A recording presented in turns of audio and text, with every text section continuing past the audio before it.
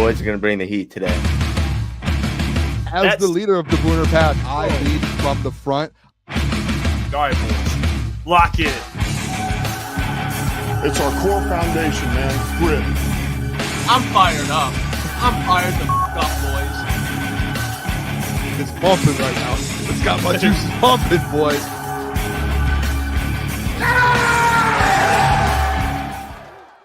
Welcome to Crunch Time with Jeff, Booner, and Lukas. It is Monday, March 24th. Mock Draft Monday. Another version. Come on now. We're on 5.0. We're on five versions of it. Sounds like a lot. I know. Well, we still got more to come here. We got about a month until the NFL draft. So Yep. all the best coverage here on Crunch Time Sports. Fellas, how we feeling? It was a good weekend. Boone ate some bad Taco Bell. He's back. I mean, what's going on? Tough. I'll tell you what. I've never watched. Well, actually, I have a million times in my life. Actually, I think I just watched so much basketball the last 4 days. It was unbelievable. That's all I did for 4 days. I tried doing other things, didn't work out well. I tried to eat some Taco Bell. Was on the toilet. If you guys can see around my eyes, I don't know if you guys can see. They're like, it looks like if you see me in person, and it looks like I have I'm recovering from 2 black eyes. It's like yellow. I don't know. These Doritos Locos Tacos, they taste so good in the moment. They don't taste good coming up. Sorry if you're eating. Got a viral infection, Boone. I don't know. Taco Bell Ebola coming out. Don't know what happened, man. It was brutal though. But hey, Oops was good. You said they taste a little funky? They were just I think what happened was I was at some of my friend's house and they were door dashed. Maybe they sat out a little too long. I don't know, to be honest, but they were like the taco definitely was it was like a soggy taco, and it's probably shouldn't be eating this, but it kind of tasted decent. I was like, I gotta eat. I'm hungry. Need some dinner. Yeah, I shouldn't have expected anything less, to be honest. If we're just gonna be honest, it's Taco Bell. What time of night did you get it? It was later at night, maybe 11, 12. Yeah, it was a little later. So, and then it was 3 or 4. The action happened. Boom, boom. Woke up. Oh yeah, no, that's good. That's the time right there. 11, 12. They start. It's like the bottom of the barrel. The graveyard. The zombies come in to work the overnight, the 24-hour. Hopefully we never get a Taco Bell sponsorship, but it's kind of like the initiation to Taco Bell. You got to get some food poisoning from there, right? You got to get hit with it. That's what happened. So that's outside of that, boys, a lot of basketball. A lot of basketball. A lot of basketball. You had now you have Michigan and Michigan State potentially if things go the right way, squaring off. Yeah. Klotz, Michigan. I don't know where Ohio State is, or I guess even UNC, both of them. UNC, Tar Heel Nation. Not even in the tournament. They made it in. First 4. I don't know if that counts. Yeah. Come on now. They're in there. Right. They're in there. He said, come on now. I don't know. Michigan looked good, though. Michigan, I mean, they're just finally, it's I think Drake May, or not Drake May. Wow, Dusty May. I said that last week. I said Luke May. I don't know where Luke May came from. UNC legend. Yeah. Dusty May, though, he just is a tournament coach. You know what I mean? He just knows. He did it at FAU, and now he's doing it at Michigan. He just the timing of hey, we haven't played that well all season. They won a lot of games, but if you would be lying if you said, hey, they were a good ball team all season long. They weren't. But they're playing their best ball in March when it's that's when you should be playing your best ball. And I think honestly, I'll say this, boys.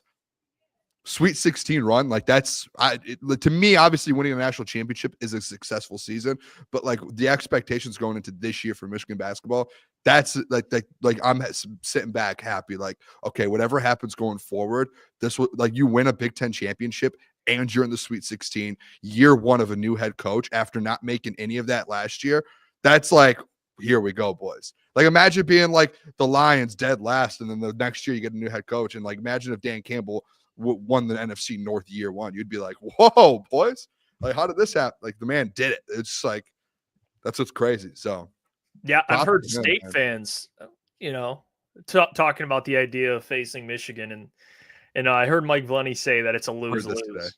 Yeah, Mike Valeni gave credit to Dusty May. Mike Valeni said Dusty May should win Coach of the Year based off of what Juwan Howard did to the program within a year and in a Sweet 16 and winning a Big Ten. It's incredible.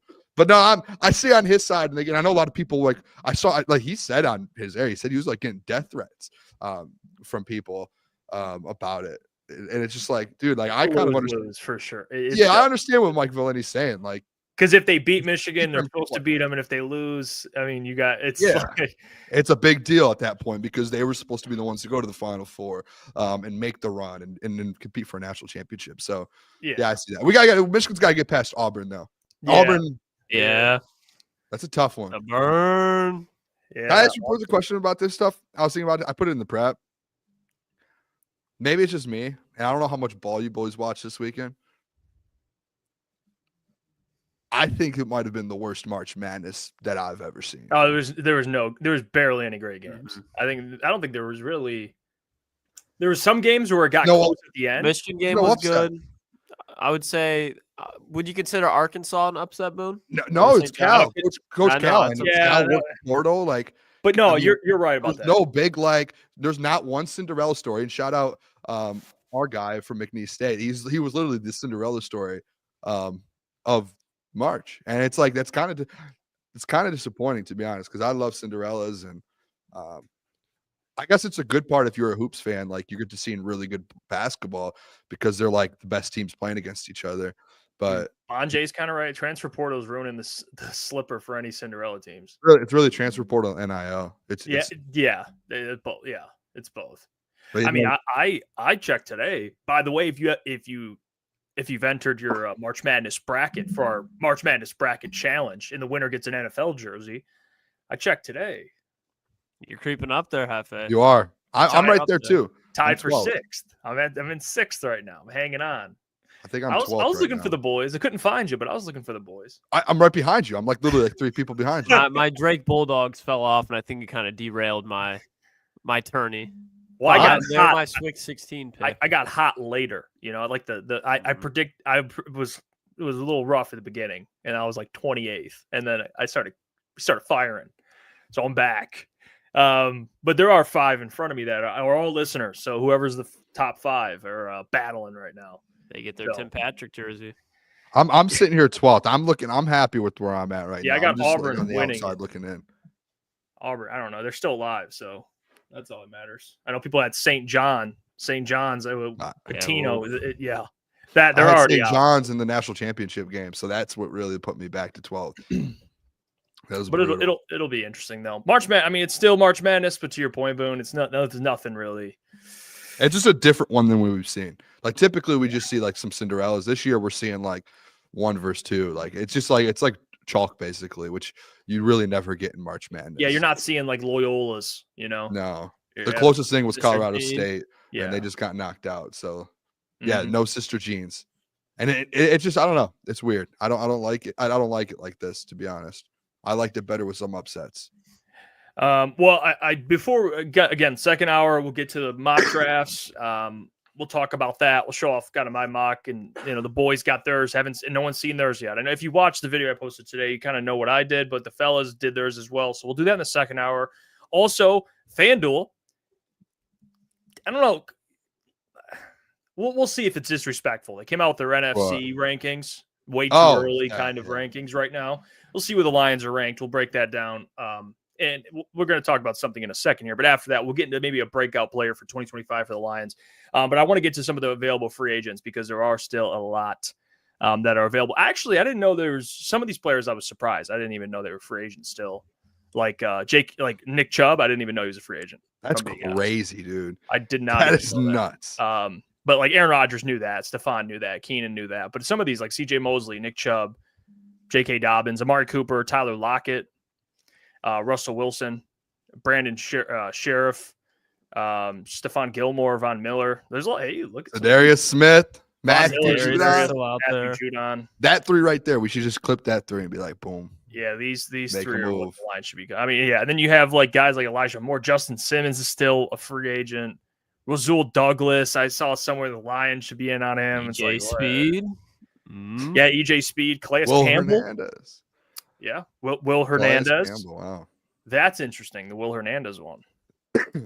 Because I'll say this, man. The more I've been hearing about Will Hernandez, I went back and watched some more Will Hernandez and tried because I wasn't too familiar. I knew he plays guard. I know he plays guard. I know he's a starter. He's been a starter. He's been on a couple teams. But one thing, when I'm looking into Will Hernandez, I'm looking at a guy who's very solid. So if all the people out there, like the Lions fans that were clamoring for Will Hernandez, I'm not gonna lie, maybe I won't clamor for him, but I'm open to it. I don't hate it. I mean, when you look at some of what he's done with the Cardinals, he was a top 20 pass blocker at guard. Is that PFF, Jeff? Yeah. Okay. Just checking. Yeah. Oh, you use it, so we both. No, I know. That's why I'm asking, because I have some things in the show today that I want to use for PFF. So I just I'll say I'd like for stuff like this, offensive lineman. I will say, man, PFF's the best to use for offensive lineman. I mean, I think defensively and offensive line is the two that I because you can't measure coverage grades and things like that. Yeah, I mean, he was a top 33 guard last year according to PFF. So it's like, and where was solid? You know what I mean? Where was Graham? Do you have it pulled up? Do you have PFF pulled up? Yeah. Or no? Where was Graham? Because I think Graham was like 60s. I could be wrong. Well, Graham last year, so I'll give you two. So last year he was 85th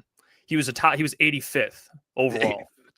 Will last year was 33rd overall. Pass blocking, he was 88th, and Will was 22. Oh no. And then, but you look at the year prior for Graham, he was 9th. Okay. So 2023, he was the 9th best guard. You know, like overall, top 5 in run blocking. So but he played, I think at that point mainly. He played left guard in 2023 and played really well. And then he played left guard in 2024 and played terribly. So is there something with the Graham thing where Graham was right guard last year and was top 10? Me, right guard. Yeah. Graham was right guard last year and he was between Panay and Frank. Boys, I'm telling you what, and this just might be me. You throw anyone in that right guard spot, like they're going to be top 15, top 20 in PF, in the position in the NFL. I think instantly. I just don't think there's a world if you have any skill set and you have the size and you have everything it takes to be a starter in the NFL, and you get put sandwiched in between Panay Sewell and Frank Ragnow, and you're working with Hank Fraley. I think it's impossible to fail there. I really do. So it's I don't know if they want to move Graham back to right guard and just say, hey, get back to your roots and we'll work with Christian Mahogany. But even bringing in a Hernandez or drafting someone and saying, hey, here you go. This is the best position. This is the best spot in the NFL at guard for you to be in. No one else is going to have a better setup than you. Here you go. I don't know, but it just I think for because you commented on the show, you said that this morning. Well, I know Zeitler, I messed up the thing. Zeitler was not a Pro Bowl this year. I said that elevated him. He only had one Pro Bowl in his whole career. And I didn't like that though. I didn't like how but I'm not taking away from Zeitler. I'm just saying, in Klotz, I hope maybe you agree with me on this. It just felt like obviously Zeitler, he was a considered top 7-8 guard this year. And I know last year he had one of the best years of his career, but you can't tell me him being with Panay and Frank and Hank Fraley didn't help him get to that, stay at that level at that age. You threw Mahogany in there at times throughout the year, and you saw what he could do. It just, to me, it's obvious. I mean, it definitely it's going to help anybody out, to your point. But I think Kevin Zeitler, there was games outside of Panay, he was the best lineman on the field, and I don't think that you can say that it's going to be in the same case next year if you put Graham Glasgow right guard. Not saying that he can't go out there and have a good game, but I think there's definitely going to be, if you move Graham to right guard, a little bit of a night and day difference. Not dramatically, but you're going to be okay, no Kevin Zeitler. We got used to that last year. Graham Glasgow's here. Because even Graham, Graham's not in his prime anymore either. He's getting towards the tail end of his career. So I'd be interested to see, do they put him in a situation to succeed, or do they put a second-year guy with Christian Mahogany there to succeed? But as the days goes on, boys, and we're going to talk about it later, I feel think about how many times the Lions have went into a draft, and you've been saying, this year it's the defensive end spot. But you're saying, okay, the first round needs to be this big. This is where the Lions need to go. And it seems like they always put that position off. So in this first round, fellas, I'm just getting ready for an offensive lineman. I really do not think the Lions are going to go defense in that first round unless they trade up for a guy like Kenneth Grant if they love somebody to that tier. But with how deep of an edge class this is, and you see there's a good offensive line class, but it does have a drop-off. I would not be surprised at all if Brad Holmes in the first round goes offensive line and goes defensive end. Second or third round, and Lions fans are losing their mind. But the second he drafts a good one in the second round, it'll be no more salt in the wound, and they'll be, as Lions fans, we'll be a little more chilled out. But I would not be shocked at all if there's no defensive end in the first round. They go line. Yeah, I mean, I was saying this is what I was gonna say about the because I get what you're saying, Boone. It helps. But like It's the best right guard position in the NFL. But it's still like, for example, like Graham playing right guard the year prior was a really good run blocker because you have, again, Frank Panay next to you. But in pass coverage, he wasn't good. Like because a lot of the time you don't have Frank and Panay to bail you out in pass cover or pass when you're pass blocking. I mean, it's a lot of the time Graham could be one-on-one. They could be doubling guys, but if Graham's one-on-one, like you ain't have Panay's help. Like you're by yourself. So right. like Kevin, it one-on-one. I mean, I'm not again, every time. You know what I'm saying? Taking away from Kevin. So it's like I get what you're saying, but like someone could still suck there. You know what I mean? Like a Will Hernandez, though, he can hold it. Like he's probably like is he better than Graham, like one-on-one and pass pro? Potentially, you throw him in that spot where in the run game elevates his game, and then you're able to like it helps takes guys to a different level. Like you still saw like the difference. Like Graham a year ago is ranked top 10 at his position at right guard between those two guys. And then a year later, he's sitting there next to a hurt Taylor Decker, who, sometimes has Dan Skipper and he's out of position and he's 80th. So it's like, this is an obvious type of like, hey, if he does get moved over, he's not going to be 80th again. Like he's going to be you're going to be able to work with it just like you did a year ago. So that's where my mind goes. I still, again, bring another guy in. Yeah, I've been one of the most vocal guys about with Graham. Like I love Graham. I think Graham's done a great job. But getting like that 6-man rotation type where like Dan Skipper's not having to worry about it. The Christian Mahogany this year, you lost Kevin Zeitler, so he's gonna have to step in and fill in. To where if someone goes down, like you have Graham to be able to fill in. Like if one of your interior offensive linemen go down, if you do bring a Will Hernandez in or something, guess who you have? You have either Will Hernandez or Graham Glasgow. Like, yeah, I like it.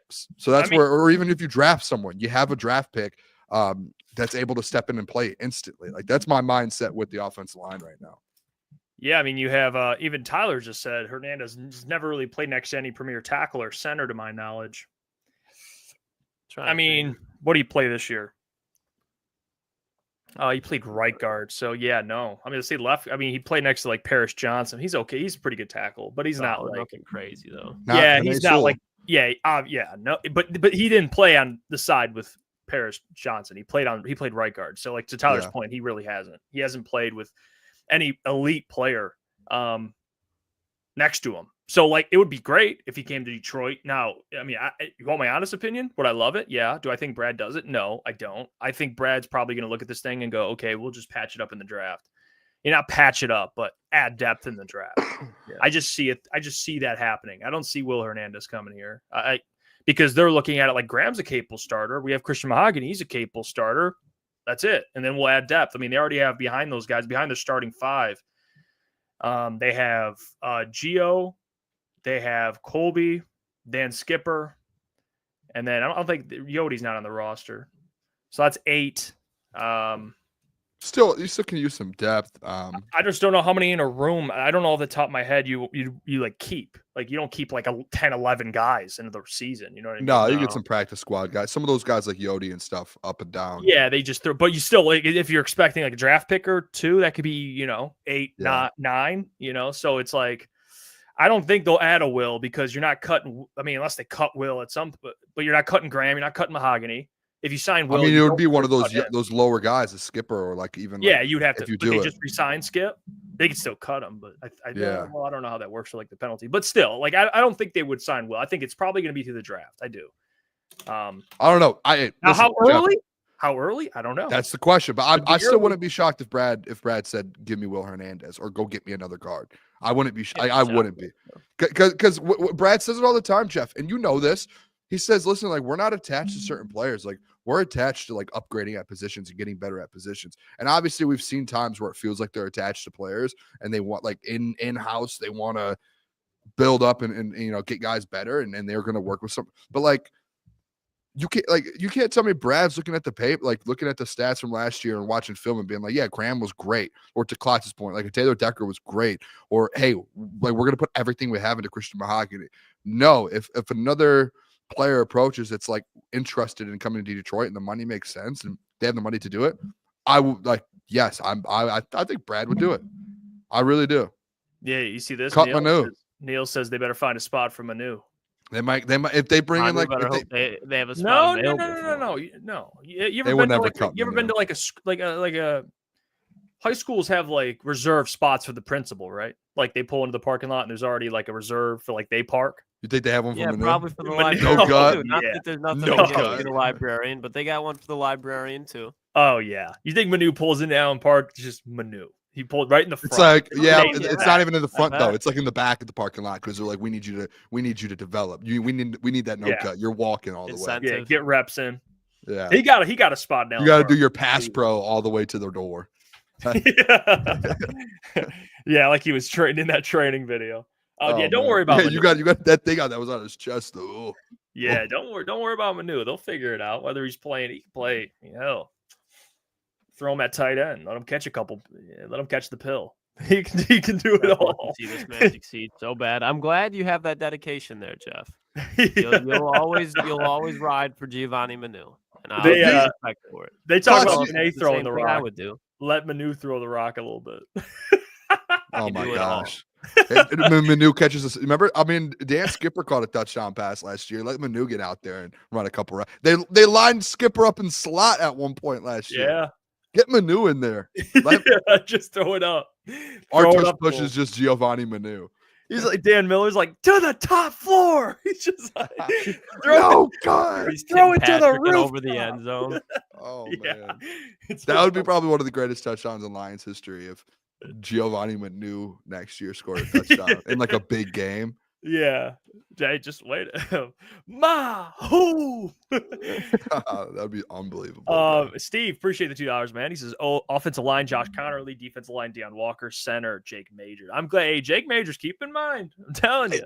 Hey, Jake. Hey, he's a dog. I think I had him in my first mock draft, 1.0 or 2.0. I like Jake Majors. You ain't claiming Jake. I had him in my first. We about to go back into 1.0s, check. 1.0s and 2.0s, and really, like, Klotzy. We're about to go back, Klotzy. Klotzy, you have a The mustache? chat over there? knows. Chat, It's growing, Boone. call it out. Yeah, I just noticed Coming it in. again. Chat, call it out. They remember. Go ahead. I'm gonna go look up my. You got a lot of guys. I'm not letting you take the guys I like. All right? Listen, can we split some guys? Because I had Jake Majors in one of my first mock drafts. Okay. Let's see. check it out. Oh, Ty Look at his Robinson, reaction. don't Look worry. at his oh, reaction. mock Watch draft 2.0. Mock Watch him. draft 2.0. Guess what I took? 190 Oh, overall. wait, what was it? You said 1.0? My 2.0. Who was it? Was it one year 1.0? Go check. Show me. You got to show me. I'll show you. You show me. I'm not gonna. No, I don't got time to look it up. You can look it up. That's your homework assignment for today. Dylan Fairchild was in my 1.0. That was my first guy, and then I switched over to good Jake one too, Majors. Hey, shout out nobody. Thank you for the $2. This is a blue blood versus new blood tournament. Yeah, I mean that's a good way pretty of much. describing it. Nobody. I really want to see your 1.0 now, Jeff. I'm curious. Yeah, I don't have time to look it up, but I'll. Oh send you a yeah, screenshot for sure. later. Yeah. I'll send All you a screenshot. All right, or something. Can't wait. But the chat remembers Jake Majors, 5th round, I believe, 4th, 5th round. Congrats. I like him. What if it was Because like he fits- 3.0? he fits- That'd be he so fits funny. A lot of what the Lions are looking for. He's 28 straight starts. I mean, the guy starts in consecutive. I mean, the guy he's like he's like mini Frank Ragg now. You know what I mean? Just all grit, all heart. That's what he is. It is. But yeah, we'll get into that later. Who Can't knows? believe you're trying to claim. Well, my no, guy. I didn't say nothing. I said it after you said I had. I him. know you said it The after fucking I room. took Jake My Majors. God. What? I know he's getting. I know. You I'm go on arguing both about of Jake you right Majors. I mean, now. I could really care less. Yeah, I really don't care to You be honest. both I'm having like a good Jake time Major. right now. It's okay. Hey, Steve said Jeff, you had that wide receiver from Ole Miss picked as well. Yeah, well, that was Trey Harris, which the boys all Very knew good. about Trey Harris. That was a Very good wide receiver. Yeah, no, very good one. But hey, speaking of, we'll get into the draft picks later. All right, we'll get into because it is mock draft Monday. We'll get into that in the second hour. But right now, let's focus on Lions. Okay, so I want to ask you guys, and this is something that we did last year around this time too. And I think a lot of us were, if I remember correctly, a lot of us either had Jack or Jameer, or no, you had Jameer, Lucas.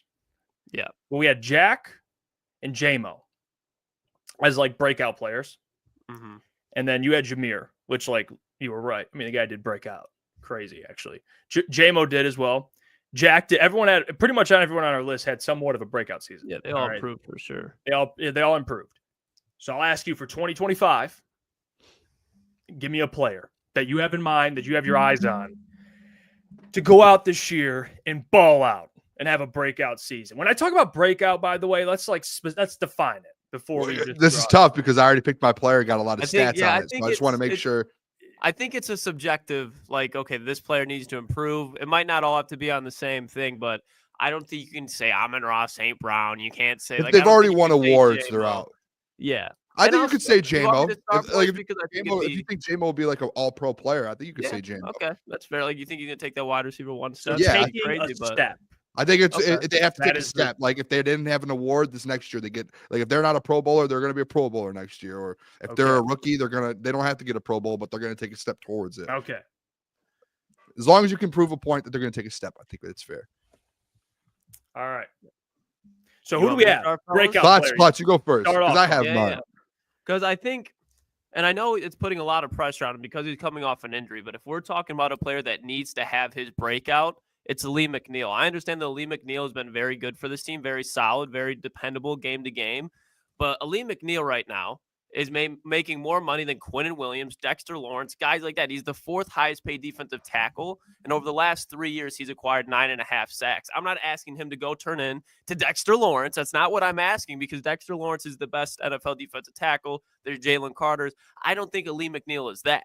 But right now, Lee McNeil is the fourth paid highest defensive tackle in the NFL. And I think there's games where he can look like it. But through a whole stretch of a season, Lee McNeil has not looked like that guy yet. And I know he's coming off a torn ACL, so it's going to be hard for him.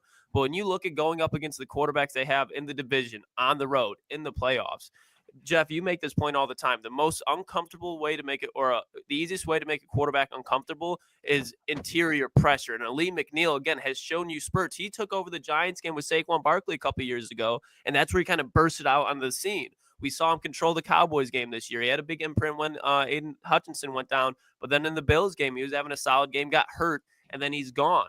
Lee McNeil has to be on the field this whole season. He can't be out there getting injuries, because at this point, he's getting paid a lot of money. He has to make that money for this team. He can't just be out there getting you 3 sacks this year, playing 14 games. Lee McNeil has to turn that defensive tackle one that everybody in Detroit knows he can be, but he hasn't reached that level yet. I think he should be a instant Pro Bowler this year. And I don't know. I'll have to go look, but I don't believe Aleem's been a Pro Bowler so far. If it has, it would have been in 2023 when he had 5 sacks. But up to this point, it's not like Lee McNeil's been a bust. But since that contract signing, it's okay. It's time for the pedal to meet the road here. And Lee McNeil hasn't done it yet. So I think 2025 is a big year for Lee McNeil. And this defense needs him, because that edge spot, we talk about it all the time, it's kind of third in line. You think of Aiden Hutchinson, think of Lee McNeil, and then that guy on the opposite side of Hutch. But Lee McNeil should be better than any defensive end going on the opposite side of Hutch this year. So no, he's coming off that torn ACL, but this is a big year for him. Hey, I actually liked the Lee McNeil one, because he just got paid. It's time to roll. And no one's saying the guy's a bad player. No one's saying that at all. He's actually a really good player. But the thing is, from Aleem, is how bad they need Aleem to take the next step. Like, if Aleem takes a breakout step and turns into like a premier a defensive tackle, what that could do to this defense is along with Aiden, of course. We already know Aiden's going to be Aiden, but if Aleem could take that next step, it would be huge for this defense, huge for their Super Bowl push. I mean, to win a Super Bowl, to have Aleem dominate. I mean, if I had to like rank, I guess, defensive players that have to make like that type of breakout season, he's up there, man. In terms of what it would do for this team, he's up there. He just needs to be like, for the Lions, he needs to be their Ed Oliver, for what Ed Oliver is for the Buffalo Bills. Just they're both kind of undersized, but they can just get to the quarterback. And Ed Oliver, he had a season last year where he had 9.5 sacks, and I know he only had 3 this year. But then you look at Aleem. Aleem's 5, and he got 3 of those in one game, 2 of those in one game with the Raiders. So we'll put together good games.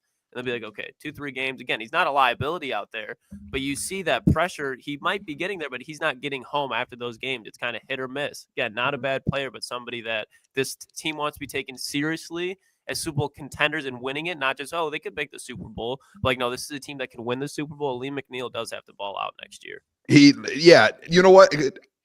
Klotz, if I didn't pick the guy I did, that would have been my guy. we had that conversation, I think it might have just been me and you on the show, Klotz, when Jeff was out, and we did the Booner one player to watch next year, and it did the Aleem, and it felt like there was like half and half in the Lions fan base, where half the fans were like, "Oh, Booner, he's not supposed to be a pass rusher. They're not expecting all these sacks and production out of him." And then the other half, it's like, "No, yeah."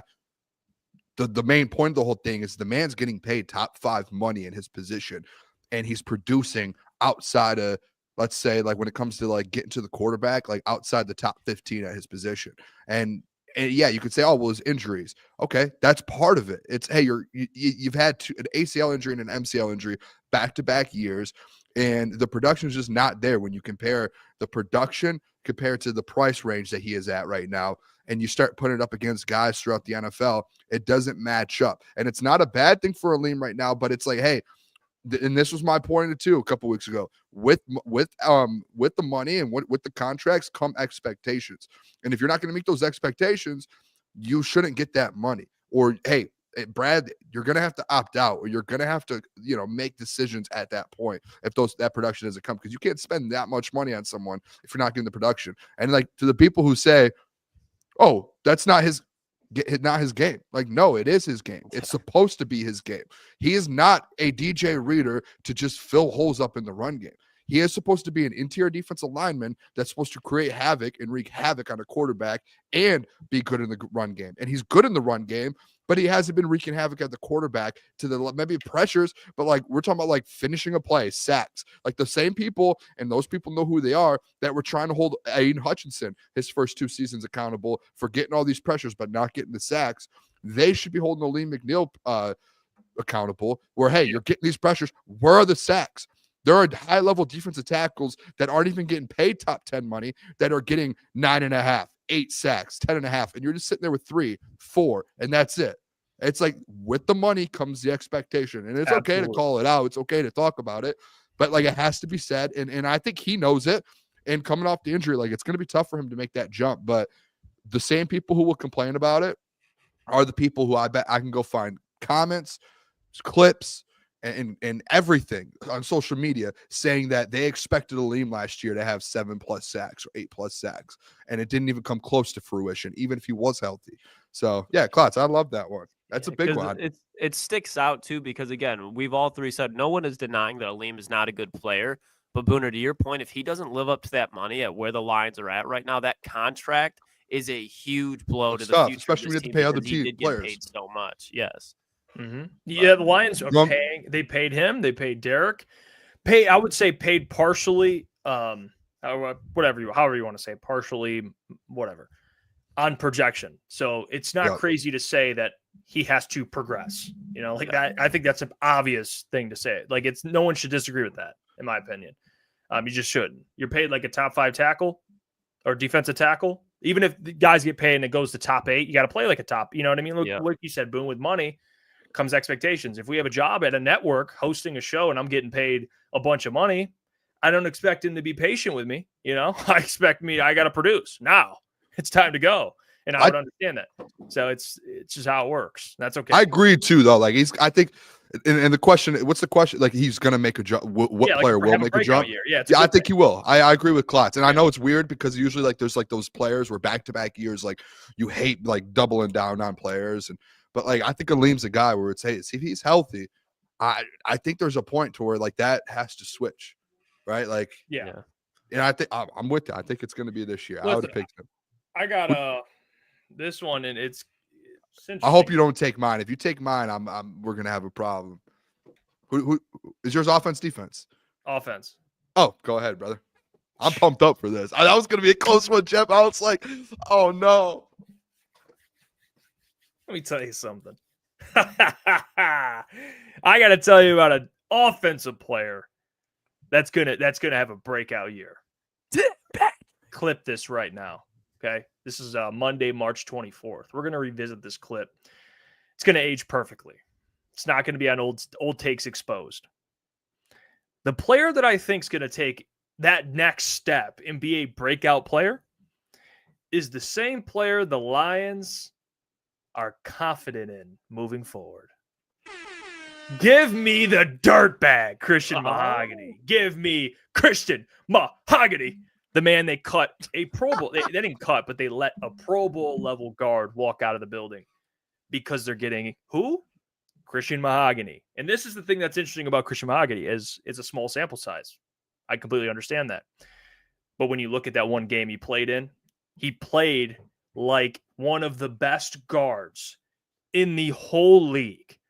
So I am left with nothing else but to assume that no, he's not going to be one of the best guards in the league, but he's going to be a damn good player. Okay? And that was against the Chicago Bears. I understand. The Bears weren't very good.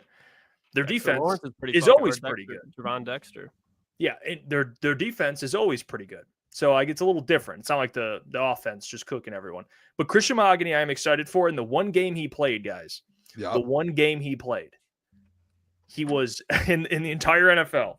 One game, again, small sample size. 7th highest rated guard. That would rank right now 7th highest rated guard in the entire league. That's how good he played in that one game. He was the 4th. He's the 4th highest graded pass blocking guard. The 10th highest graded run blocking guard.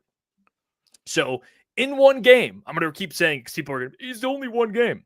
No, I completely understand that. But he was excellent in that one game. And I think, and he played a little, I see, against the Commanders. I see that. But I guess that's the biggest sample size I have is against the Bears in Chicago.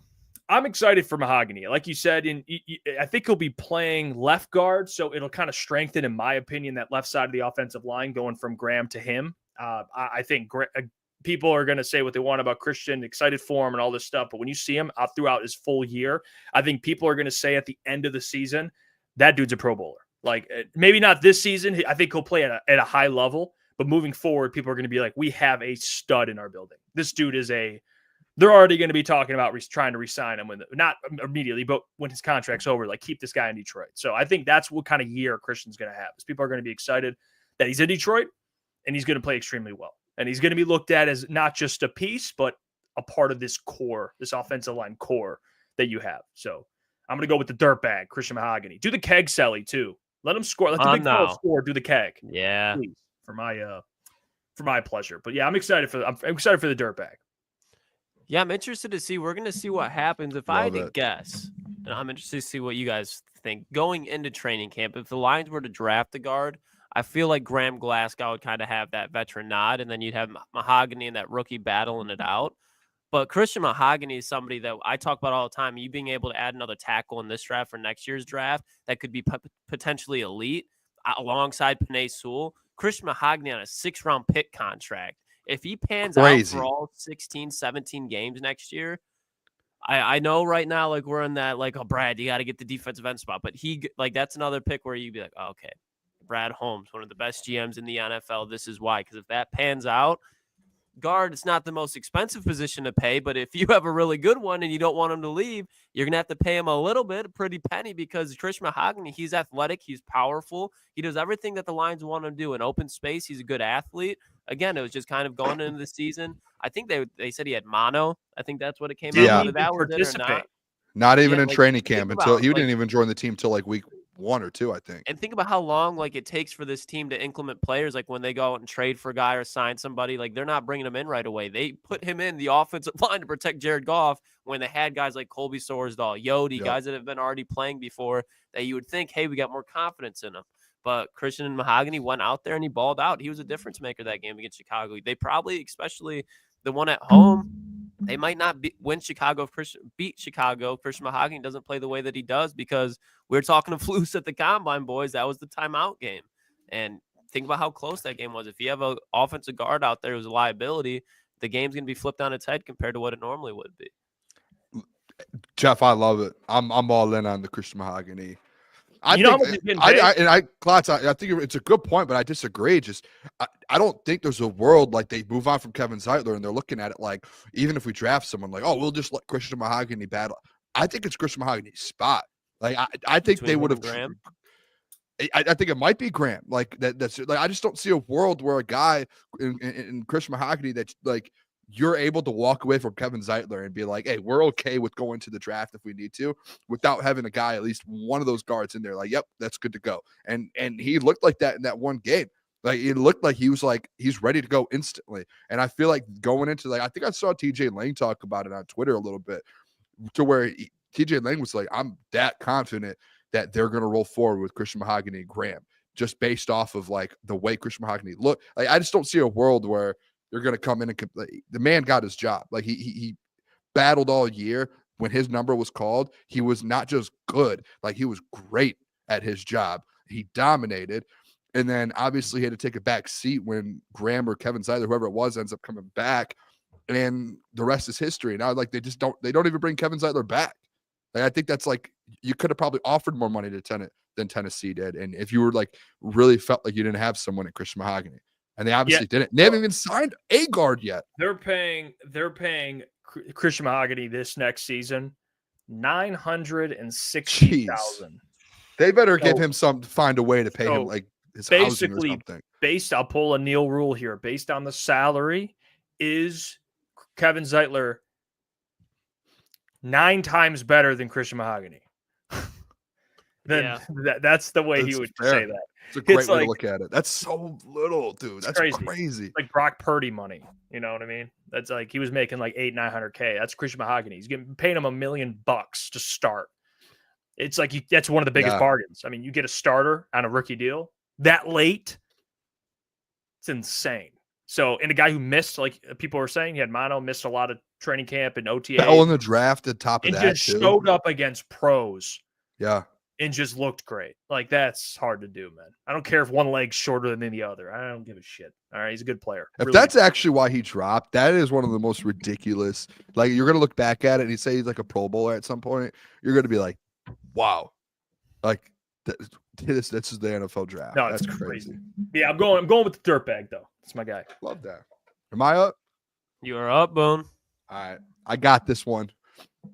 Thought of this guy this morning, Jeff Iafrate. I think you're going to appreciate this. You know exactly who I'm rolling with. If you were watching the morning show today, I was in the chat. I was going back and forth with Jeff about a specific player. Boys, I'm locking it in now. This player's going to be a Pro Bowler this year. It's locked in. It's going to happen. Jack Campbell. Linebacker. Third-year linebacker. I was going back and forth with Jeff about it this morning. Jeff said, Booner, I don't even know what you're arguing about. Let me give you guys some stats about Jack Campbell. Because and this is where the conversation went this morning with you, Jeff, where it was like, how good was he actually year 2? I think he was very good. Like, I would say very because you're going to get very specific. I think he was really good.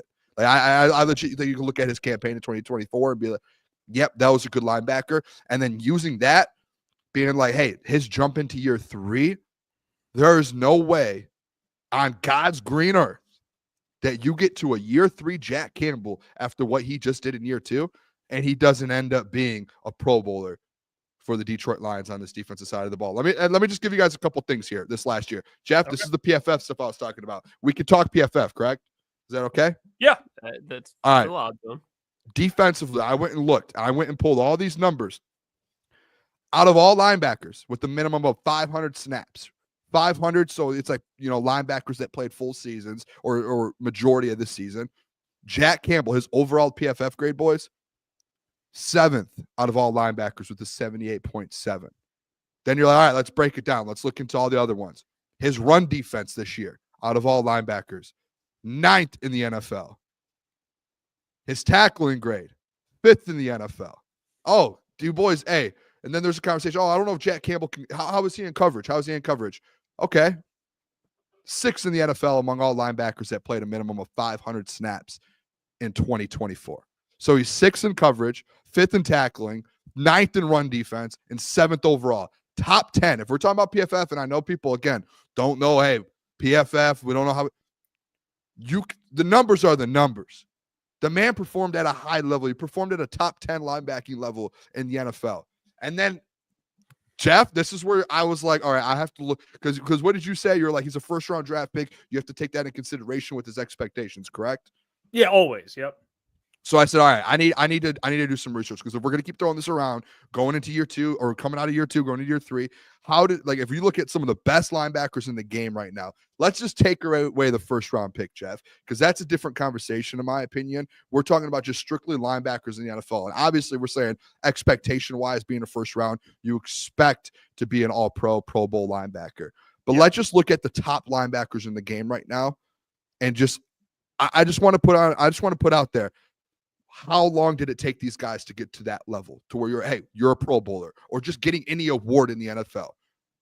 Fred Warner, one of the best in the league, correct, boys? Yep. It wasn't until his third year he got his first All-Pro or Pro Bowl selection. Roquan Smith, one of the best in the league, correct, boys? Yep. Wasn't until his third year that he got an All-Pro or Pro Bowl selection. Bobby Wagner, one of the best in the league, correct, boys? Mm-hmm. It was not until his third year until he got a Pro Bowl All-Pro selection. One of the two. I'm not saying both, but one of the two. Patrick Queen, another one of the best linebackers in the NFL, correct, boys? Yes, sir. Correct. Fourth year was when he kind of started getting all these awards and accolades and took that step. Matt Milano, not until his sixth year. Nick Bolton, Klotz, you talk about Nick Bolton all the time, correct? Nick Bolton guy, yeah. Guess what year it was when he first got his Pro Bowl and All-Pro selection? I'm going to take a guess, Boone. Year 4.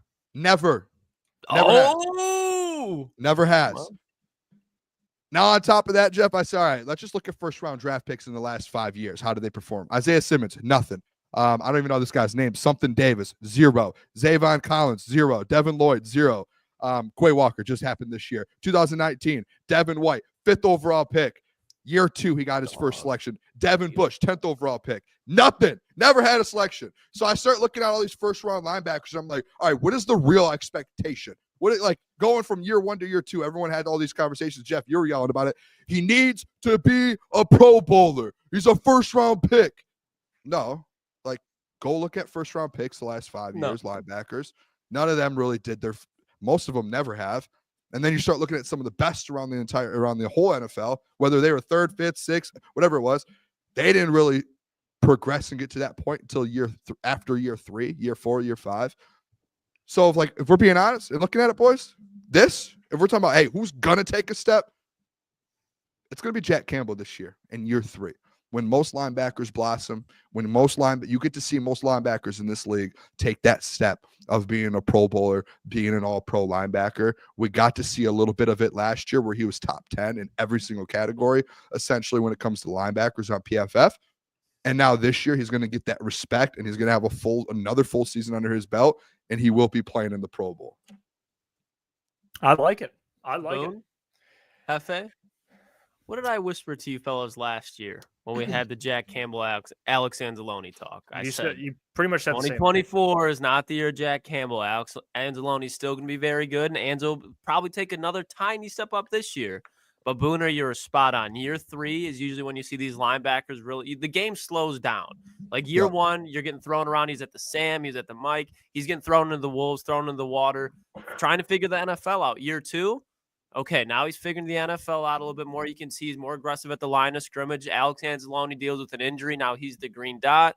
But still, Aiden Hutchinson leaves. What did we talk about just a second ago? Lee McNeil gets hurt. That's going to affect Jack Campbell, Alex Anzalone, those middle linebackers more than anybody else. And then, Derek Barnes gets hurt. Malcolm Rodriguez gets hurt. That whole linebacker room, he had Ezekiel Turner and Jamal Adams out there for him. So this year, it wasn't the breakout year that all Lions fans wanted to see, but you saw that Jack Campbell got better. And in year 3, this is where it's not make or break, but as far as Jack Campbell, you want to see in year 3, he's the future of this defense when it comes to that linebacker room, because Derek Barnes got re-signed. He's a solid piece. Alex Anzalone, very good vet to have around. Malcolm Rodriguez, nobody wants him to go around, but who has the most upside? Without a doubt is Jack Campbell. If he can just get not a little bit better, he needs to take another stride when it comes to pass coverage. But when it comes to getting to the quarterback, he doesn't do it better than anybody else in the league. But I think out of all the linebackers that they have, Jack Campbell's best blitzing linebacker. He's good in the open field. There's some games where, he gets exposed here or there. But again, year 3, the game's going to slow down. Jack Campbell will be the best linebacker for this team. And I agree, but he's going to be Pro Bowler this year. There's no reason that he should not. And I think that he's a disciplined player. He's locking in off the field. He does not somebody they have to worry about being distracted on or off the field. He goes in, plays football, goes home, comes in, plays football. Jack Campbell is the epitome of what Dan Campbell, Brad Holmes, Kelvin Shepard wanted a linebacker. I mean, we all remember how Kelvin Shepard acted when Jack Campbell got drafted. He was infatuated with the man. When you look at, if you're a linebackers coach and you see Jack Campbell, it's like a unicorn, like anything, and he's fast. It's not like he has brick feet. he's a modern day NFL linebacker as far as what he can bring, but he's got that first round title over his head, so he has that weight he has to live up to. But year 3, Boone, he's gonna be there. He'll take that step over Anzo this year. Thank you. Yeah, no, we were a year early, but I still maintain I'm with you. I think he'll have a breakout. I mean, I think we agree. I don't even know. That's why this morning I'm like, I don't even know what we're arguing. I think it was verbiage. Yeah, I don't know. I said he was fine, and I think it frustrated you. He's like, no, he was. Yeah, great. this morning it was that you said like he had like a decent year, but it wasn't. No. I said he had a good year. It was like I didn't say. I didn't add a little spice to it. Like it was. The spice needed to be added. The point with that was really the back and forth with that. It was, and Klotz made the point. I was trying to put it in the chat this morning, and I even did the notes on it today. Just looking at like the linebacking crew that he played with, and like not even just that crew, that the whole front seven, like the defensive line, the interior, the edges, like, and then you get to the linebackers, like Klotz, you named D Barnes, like Anzo was hurt, Rodrigo's hurt, like Germ was hurt. Germ, yeah. Like even guys come in, like Quan Alexander comes in and ends up like you just have guys, and it's like I went and looked at the PFF grades for some of these guys. Like Rodrigo was top 35, but he gets hurt. And like D Barnes was top 50, he gets hurt. Anzo was outside the top 50 this year, so he didn't have his best. He wasn't playing his best ball, but he got hurt. But it's that he got hurt. But there was a stretch. Was the best linebacker this year. There was a stretch, and Klotz would agree with this because I remember me and Klotz going at it, and Klotz looked at, and this is one of those moments where you could say after. The only reason you can make that argument, Jeff, is because when he came back, he was at a high level and he helped his defense. It was obvious. But there was a stretch of football, and I remember Klotz being like, "Oh no, boys," where Jack Campbell was looking a lot better than Alex Anzalone, to where Jack Campbell was getting double-digit tackles every time. He was making plays, flying around the ball, and Anzo was at like 3 or 4. You can look at this. You can go look at all the PFF grades in this in the tackle. You can look at it all. There, the start the year, Anzo was better, and then there was a stretch where Jack kind of took over, and then Anzo gets hurt and comes back and ends up being the savior on defense. So what you're saying is you're using the one example of when Anzo goes down, everything falls apart. Though, but you're the one too that made the example during the season that the whole team got hurt. Where you're like, Aleem got hurt, Anzo got hurt, the linebacker. It's everyone. I'm going off what our dialogue was. You argue with me. Wait, the defense is good. Wait till they get Anzo back. There was a time that was that, but I'm saying before even Jack got hurt, but there was a stretch of football, and this has nothing to do with that. There was a stretch of football in midseason when Anzo was healthy, where Jack Campbell was playing better football than him, and that was obvious. And even I remember being on stream with Klotz, and Klotz even being like, "Oh, boom!" But then why? Jack looks different. You used the stats for when Anzo was back to support them making a Super Bowl run. Because you're like, with Anzo, here's the stats. Without it, like you literally broke it down. I think Anzo, when he came back, they looked a lot better. Like I think that was obvious. I think that was more so because they lost so many players to where they needed a guy like Anzo. Like it was shit either way. It was. I don't know what you're trying to say. You're just trying to, like I'm not saying anything negative about it. Like what are you trying to say? Do we agree Anzo was the best linebacker last year? I think Jack Campbell was. Okay, I think Anzo might have impacted the game. And I was with you last year. But Anzo might have impacted the defense in more ways. That's what I think of. The biggest thing was like the green dot. That's literally what it means. There's two different. There's being good on the field and making plays, and then there's being a leader on defense. I think Anzo was the leader. Anzo was the. I said it multiple times during the season. Anzo was the heart of that defense, and the one thing that Jack didn't have that Anzo had was the knowledge of being a veteran on the field and calling out coverages, calling out blitzes, calling out certain things, and being that green dot. Flying around the field and making plays, Jack Campbell was the kind of that guy. And it started happening before Anzo got hurt. So you agreed with me during that, Jeff. So no, I admit, like I was wrong about. I think Jack took a step, but Anzo was better. Like we argue with Klotz about that. Like I'll admit, Klotz was right. Like we literally said the impact of Anzo when it comes to knowing the game and running that defense. But he's not sitting there like meditating, telling his teammates what to do. He's literally on the field. You know what I'm saying. You know exactly what I'm saying. You agreed with me. No, I don't. You did. Was the best linebacker. Yeah, okay. With you to disagree, that's fine. That's the only thing I disagree with. Is like I agree with everything you said about Jack, his potential, but like last year, I think you can have that opinion. It's a agree to disagree situation there. That's all that is. it's just like I don't know where the flip on Enzo came. Like there was never a flip. Like, I've been very here, and now it's like back. I have been very consistent. So you're saying you were not right listening last year, fully. saying Jack would be the better linebacker. There was a moment. There was a moment when Enzo was healthy. He had the first couple of games he was good.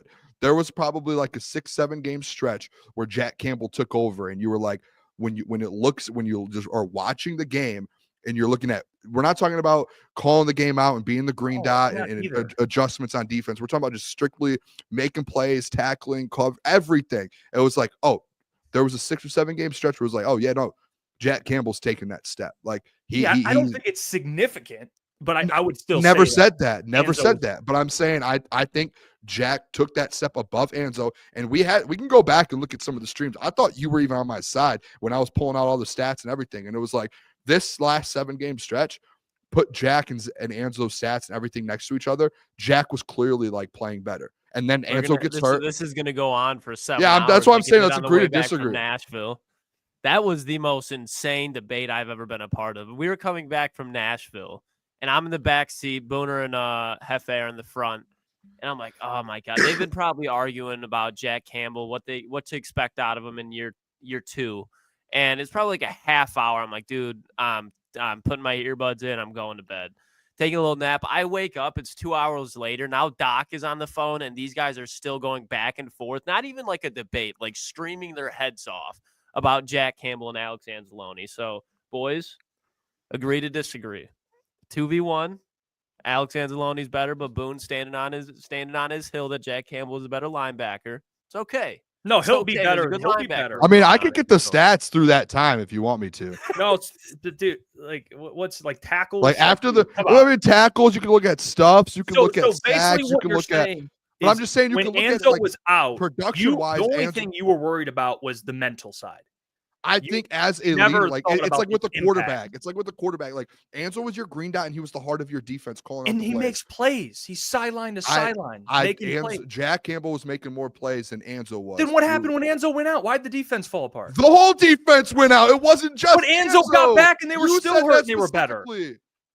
Were they with the Commanders? Like they were for that one game, and then I ended up being right about it. But we exactly. So you're not. Okay. So you just admitted that point was correct. Okay, we're done. I'm not. This is an agree to disagree situation. I'm gonna go get some stats real quick about Jack Campbell. You get all the stats you want. And most people that watched last year would agree that Enzo was more valuable. Jack Campbell, more valuable is different. He was better good of a linebacker. He was better when value to the defense. This is like that Kevin Durant, Steph Curry conversation. This is literally the same thing. It's the same exact thing. It's like value to production. No, last year Jack was more productive as a linebacker. All right. In the first. Let me see. What was it? I can count it right now. From 1, 2, 3, 4, 5, 6, 7, 8, 9. From week 2 to 9, he was more productive than at Enzo. Okay, but when we watched, we pretty much agreed it was Enzo. But we can agree that dude, you keep going. I said let's move on. You keep bringing. You just read off the stats. No, I just said from week 2 to 1. I said from week 2 to 9. From week 2 to 9, Jack Campbell took the step above, and then that was it. And then you're like, so we can agree. No, we can't agree. Stop saying so we can agree. We don't agree. Like, stop trying to gaslight me into agreeing with you. I do not agree. I don't care if you agree with me. You keep saying so we agree. Like, bro, stop saying that. Let's move on. Crazy. All right, we'll move on. Klotz, you're hilarious, dude. This is literally the same thing as Nashville. Like driving down. That's what I just said 5 minutes ago. Crazy, bro. And then I need to pull the stats up real quick. And then Jeff, the stats I had to. Jeff only uses stats when it fits his narrative, which is fair. We all do, right? No, see, this is what I'm talking about. See, there we go. Yeah, it's like childish. Like he'll throw something. It's not childish. You're just as childish, dude. Come on now. You know, it's like last word syndrome. It's like throw something out there and it's like, all right, let's move on. It's like, no. Both of you have it right now. Yeah, see, this is Jeff gaslighting for the chat to be like, yeah, Booner's immature. When you do the same thing, you do the exact same thing. It's happening right now again. All right, guys, let me ask you this. When you look at the NFC, FanDuel came out with a list, and it has currently the Detroit Lions as the 3rd team in the NFC. You look over, they got the Eagles at 1, Commanders at 2, Lions at 3, Rams at 4. You see the list. What are your guys' opinions here? Let's do this real quick. Jeff, you see 5? You see the bottom. Buccaneers at 8, Giants are dead last. When you guys see this list, what is your reaction? Well, I'm looking at it. Here, I don't know. Leave it up. Leave it up. Thing. Okay. So this is what I'm thinking when I look at this list. All right.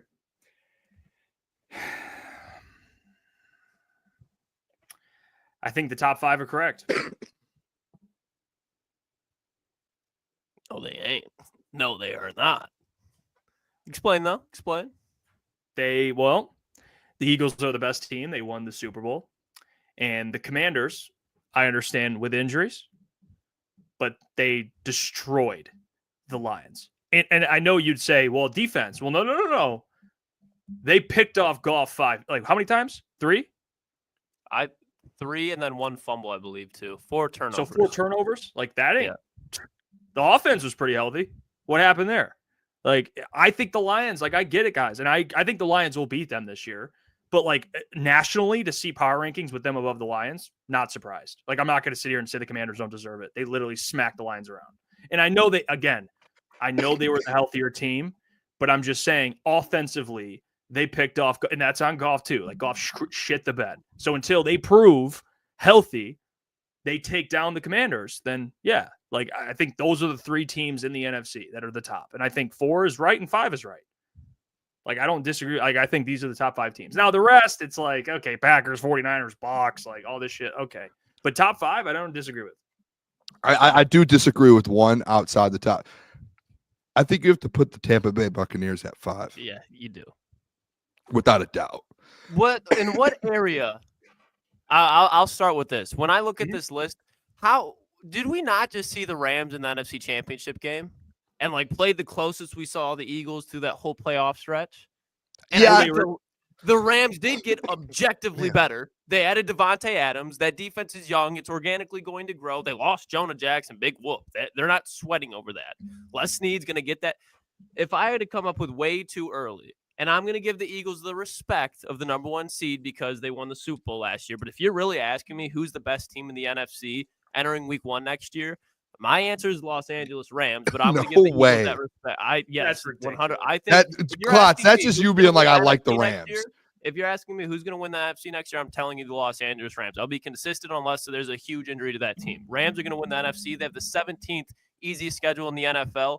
All the teams above them right now are all top 5. The Bears and Lions are tied for 2nd, and the Commanders and Eagles are tied for 4th. The Rams have the 17th. For context, the Lions had the 18th last year, and they won 15 games. The Rams are about to have that type of schedule, and they were just in the NFC Championship game last year, just like the Lions. But when you look at all these teams, too, the Rams? The Rams, yeah. They were not in the NFC Championship game. The Rams last year? Yeah, they were not. It was the Eagles. Commanders. It was Commanders Eagles. Divisional game. My fault. You keep saying that. Game. No, they were not. No, they were in the divisional. They got as far as the Lions. That's why it's kind right. of ridiculous the point game. Here. But they played the Eagles the best any team played them. They did, yeah. My fault. But it was the snow, is the whole thing. But the Rams, without a doubt, played the Eagles tougher. The Rams, when you look at whenever they play the Lions, it's always a close game. And I think the Rams are eventually going to get the Lions number. 2025 could possibly be the year. I don't know if they're going to match up in the playoffs. But what did I say going to the playoffs last year, boys? The Rams are the last team I want to play, and they got better this year. My main issue, though, is, and Booner, you brought it up. Tell me where the Chicago Bears are better than the Tampa Bay Buccaneers. Please, tell me. Hold on. Klotz, can we just stick with your Rams take? Let's not do the second one. Your Rams take. There's no way, honestly, and I'm with Jeff on this. I think 1, 2, 3, 4, perfect. You leave it at that. The Eagles going into next year, yes, they've lost some pieces, but with Nick Sirianni, what they do and what Howie Roseman's done to build this team, consistently and constantly being able to reload and find a way, you have to have the Eagles at number 1. As much as I want to say, Lions. Out of respect, they are. And it's not out of respect. It's disrespectful for you just to be out of respect. This is a very good organization who's coming off a Super Bowl, who are reloading players. You've seen them add multiple players on the D line after losing a couple guys. You're a guy what we've said on the show sometimes, maybe Josh Sweat isn't as good. He was just good because he had Jalen Carter next to him. So they're reloading guys next to Jalen Carter. The secondaries are already that good, and they're getting better. This is a team that, okay, that's a problem. The Eagles are obviously a problem. And you could be out of respect, the Rams. No, the Eagles beat them in the playoffs. Whether it was close or not, Cool. It was close. The Lions were close with a bunch of teams. Guess what? They still got sent home. So that doesn't matter to me. The Commanders, to me, they keep adding pieces as well. They just played in the NFC Championship game. And you have a rookie quarterback that's going into year 2 who's only going to get better. He's just got another weapon with Deebo Samuel. The defense is only going to get better. They're going to add more draft picks. They're going to get better. The Lions, as much as you might disrespect them and say the Rams, everyone is going to be healthy. Aiden Hutchinson's coming back. You're going to add more draft picks. I think DJ Reed's the same as Carlton Davis. So the secondary is going to get better because Terrion's going to improve. And then you have the Rams that, yes, they got better, but they got just as good adding Devontae Adams as I would say you could argue these other teams at the top did. Like, they had a gap to make up with these teams. Whether you think they were already there or not, they still had a gap to make up. They know it. Sean McVay knew it. They all know it. I'm not saying they're bad, but they're on that level. You can argue with those teams. They're not going to pass up those teams until they go out there and beat those teams, in my opinion. They're right there, and they just haven't been able to beat those teams to get over the hump since they've won their last Super Bowl. So I think it's kind of disrespectful to those top 3 teams. I think it's being like, oh, the Rams. To the Rams, because the Rams, they're good. They're fourth. They're really good. But to they're say a playoff that to say this team is one slot above the Chicago Bears, when they have that's a different conversation to have, but it has nothing to do with the top 3 guys. And then I look at, okay, let's look at the Lions and the Rams. They always play very close. This is where we have to take in some consideration of no Ben Johnson, no Aaron Glenn. Like, that's going to impact this team somewhat. And we see how neck and neck the Rams and Lions always are. Adding Devontae Adams, I would say that they made a significant upgrade this year because Cooper Kupp was good when he's on the field, but he's playing, 8 games for you? Devontae Adams is going to be out there for 16, 17 games. Maybe he'll play 15. He's going to be a top 12 receiver in the NFL. Puka Nacua is going to have his best year. You're going to have Jared Verse, Byron Young, Braden Fisk. That whole front 7 is going to get better. They're going to have multiple guys. They're going to be around 9-10 sacks next year. Secondary, there could be some issues, but I'm going to watch Les Snead go in the draft, get him some linemen, get him some secondary help. The Rams will be the number 1 seed in the NFC next year. I would I'll put some money on it when the season starts, but it's way too early. Way too early. The Rams will be the number 1 seed in the NFC. And then I will ask the question again: where are the Bears better than the Buccaneers at? They're just I'll tell you. We can get into that conversation. Can we like one at a time here? Well, yeah, I think the Rams are right where they're supposed to be. And I love Sean McVay. You guys used to get on me for glazing them, but the Rams to me are very good. I think the top 4 teams are in a category, and then Bears are in the next like bubble. Like the top 4, like any of these 4 could win the Super Bowl next year. I ain't looking at anyone past them. So, like, that's how I view the Rams. So I'm with you on them being good, actually great. Agreed. They are very good. They're not team. jumping to me. The Lions, Commanders, or Eagles at this point. You guys don't have any, like, after watching C.J. Stroud have the best quarterback season. You don't worry about Jaden Daniels instead of playing the way he does. You know what? I would even give, if you want to make that argument, okay, that's fair. Let's just I'll give you the Commanders then. Okay, they're not better than the Lions, and they're not better than the Eagles. So you think this year, Lions and Rams, who's going to win? I would take the Lions. Lions. Sure. Healthy, the Lions for sure. Okay. I think it's always going to be close, but if I'm, you're telling me put everything on they're going to beat them 4 times in a row? I don't think year after year that doesn't matter. If it's all in one year, that's a conversation. But year after year, it has nothing to do. Like a new season, new team, new coach. It has nothing to do. Like you can't just be like, 4 straight. Like, dude, we've seen colleges and NFL teams win 10 straight games because it's a different year. I feel like we instantly are just having this bias, like, we've seen the Lions beat the Rams over the. This is going to be the best Rams team we've seen since they've won the Super Bowl. They're going to be a Super Bowl contender. I'm not saying that you guys don't think so. This is where I think we think they're good, like just as good. Like they're up there. Like I think me and Jeff are in lockstep. Like, yeah, if you want to give them but like you're like saying they're the best team in the NFC to get the 1 seed. Like, yeah, they're going to contend for it. They're going to compete for it. They're going to win their division. But I don't know if like just automatically being like, over the Lions, over the Eagles. That's just, to me, those teams are just as good, if not better. That's not saying the Rams aren't that good. The Rams are very, very good. That defense is going to be very good. That front 7 they have is going to be elite.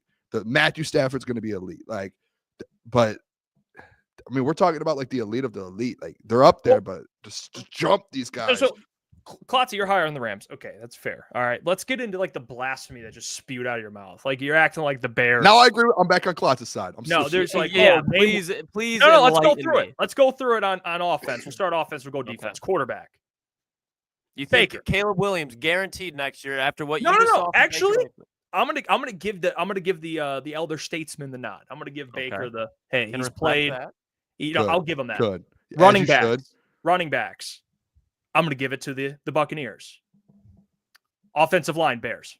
I'm not even. Yeah, Tristan Wirfs. Okay, but like as a unit, Grant they have Barton, a top 5. very They have good. like interior, and we haven't even gotten to the draft. They could get Will Campbell. You know what I mean? Like who knows? So I'm kind of projecting, but I still would take the Bears offensive line. Receivers, Buccaneers. Okay. Tight end. Well, I guess I'm including the tight end in there. So like, okay. Neither of them. It's It's like, okay, I would, whatever. Kate Otten. Yeah, it is. Kate Otten's a dog. Come on now. Come on, Lucas. Now defense. Corners, Bears. Yeah. Safety, I'll give the Bucs because Antoine Winfield Jr. Okay, he's an incredible player. He's the reason you're picking them. Okay. Linebackers, Bears. I'm going Bears. Levante David's a little older. That's probably why. I love Levante David's a legend, but at this point in his career, I'm going to go Bears on that.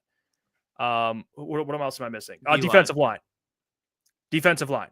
So you have it's same tier. Yeah, I would. Yeah, so I would say Sweat's probably the best out there, but like Vita Vea, Kalijah can't see those. Yeah, Kalijah I think is going to be pretty good. Like it's pretty. I would say similar. Okay.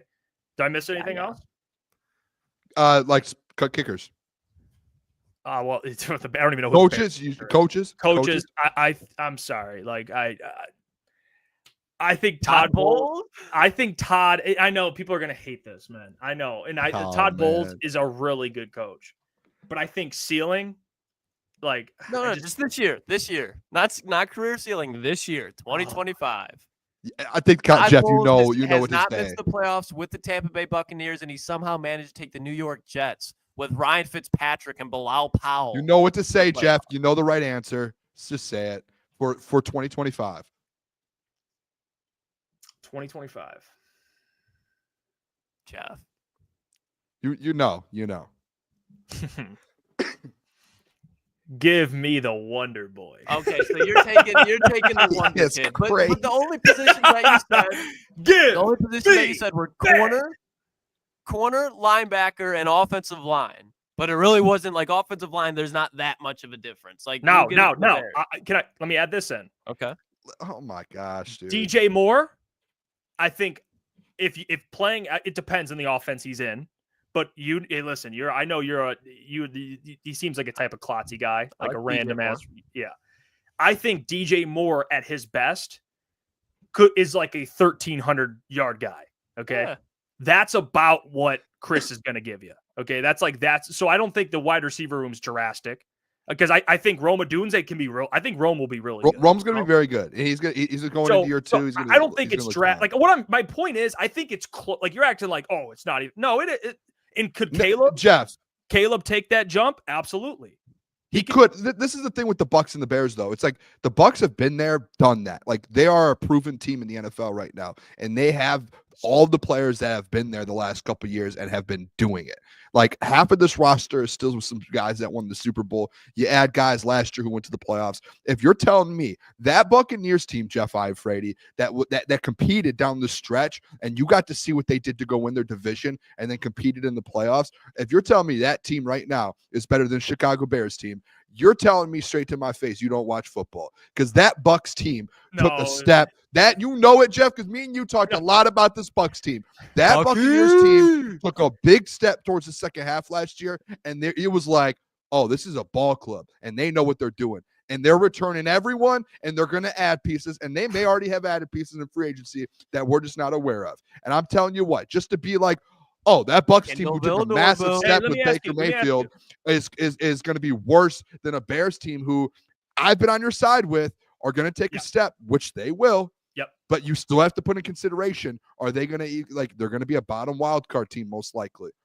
The Bucs, they are not going to be. Like they're going to be a playoff team. They were last year, took a big step. Let me ask you this, okay? What was the Bucs record last year?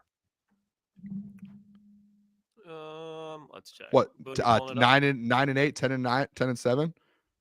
Okay. Second question: who's the offensive coordinator? 10-7. Sorry. Oh wait, Liam Cohen. No, He's not. He was not anymore. Oh, He's with the last year. Jags. Okay. So you're losing Liam Cohen. They just lost the year before that, Dave Canales, and now they're getting a new OC. They can add new OCs. They've shown they can do it. So there's everyone's just gonna hit. They've done it every single time they've lost one. They've boomed. So who's the guy they got every this year? Huh? They keep winning their division. Because I don't even know. Josh Grizzard? Who is Josh Grizzard? You're about to find out. You That's your new Liam Cohen. That's the new Liam Cohen. It's like, okay, you act like Baker's just going to go out there and just ball out. Like, you never know, man. And listen, I've been on your side with the Ben Johnson stuff. I think he's going to be fine. First-year head coach, Jeff, just like a first-year OC in the Bucs. I think being a first-year head coach significantly impacts a season more than a first-year OC. Wrong? And you're talking about a head coach. More responsibility. Exactly. And guess what? He also is going to be calling plays. So that's going to affect. So just saying, it's hard, like an unproven product versus a proven product. As of right now, preseason, give me the proven product. Give me the Bucs. Okay. That's fine. I'll go on a limb. Glad we could align there. All right, let's get to mock draft. Let's get to mock draft Monday. All right, we got our mocks. So if you've been patiently waiting through all of our petty arguments, we've made it. All right, we've got mock draft Monday. We got, I kind of talked about it today, what I did, but I'll let Boone go first. You talk to the people about your kind of mindset with this mock draft Monday, and then we'll kind of break it down from there. But I've got a whole paper for mine because I have a plan. Listen, and I want everyone to be open-minded with this. Klotz, I think you might like this. Huh? I texted the doc about it today, and I said, I think there's something that we're thinking about that I haven't heard one person bring up Brad Holmes doing this. And I was like, it makes sense. And I went on PFF. I didn't just go on PFF, Klotz. I went out there and looked at value grades. I went and looked at trading picks to make sure that the points added up for trades to see if this is possible for the Lions. You know how they do that. You know, they have their charts with how many points each draft pick in each round is worth. And I went and looked at everything. And I text people. I reached out to my consultants. And I said, I think this is something that Brad could do. Jeff, can you throw it up? This is new. Never done before. Never seen and never done before in the city of Detroit this year with the mock draft. Throw it up, Jeff. All right, talk to me, Boone. What do we got here? Wow, I mean, what is going on right now? This is something different. It might be scary. I want to take you guys back a little. Hey, rewind a little. Let me take. What year was J-Mo drafted? 2022. Correct. Let me take you back to a year where Brad Holmes drafted Aiden Hutchinson, number 2 overall.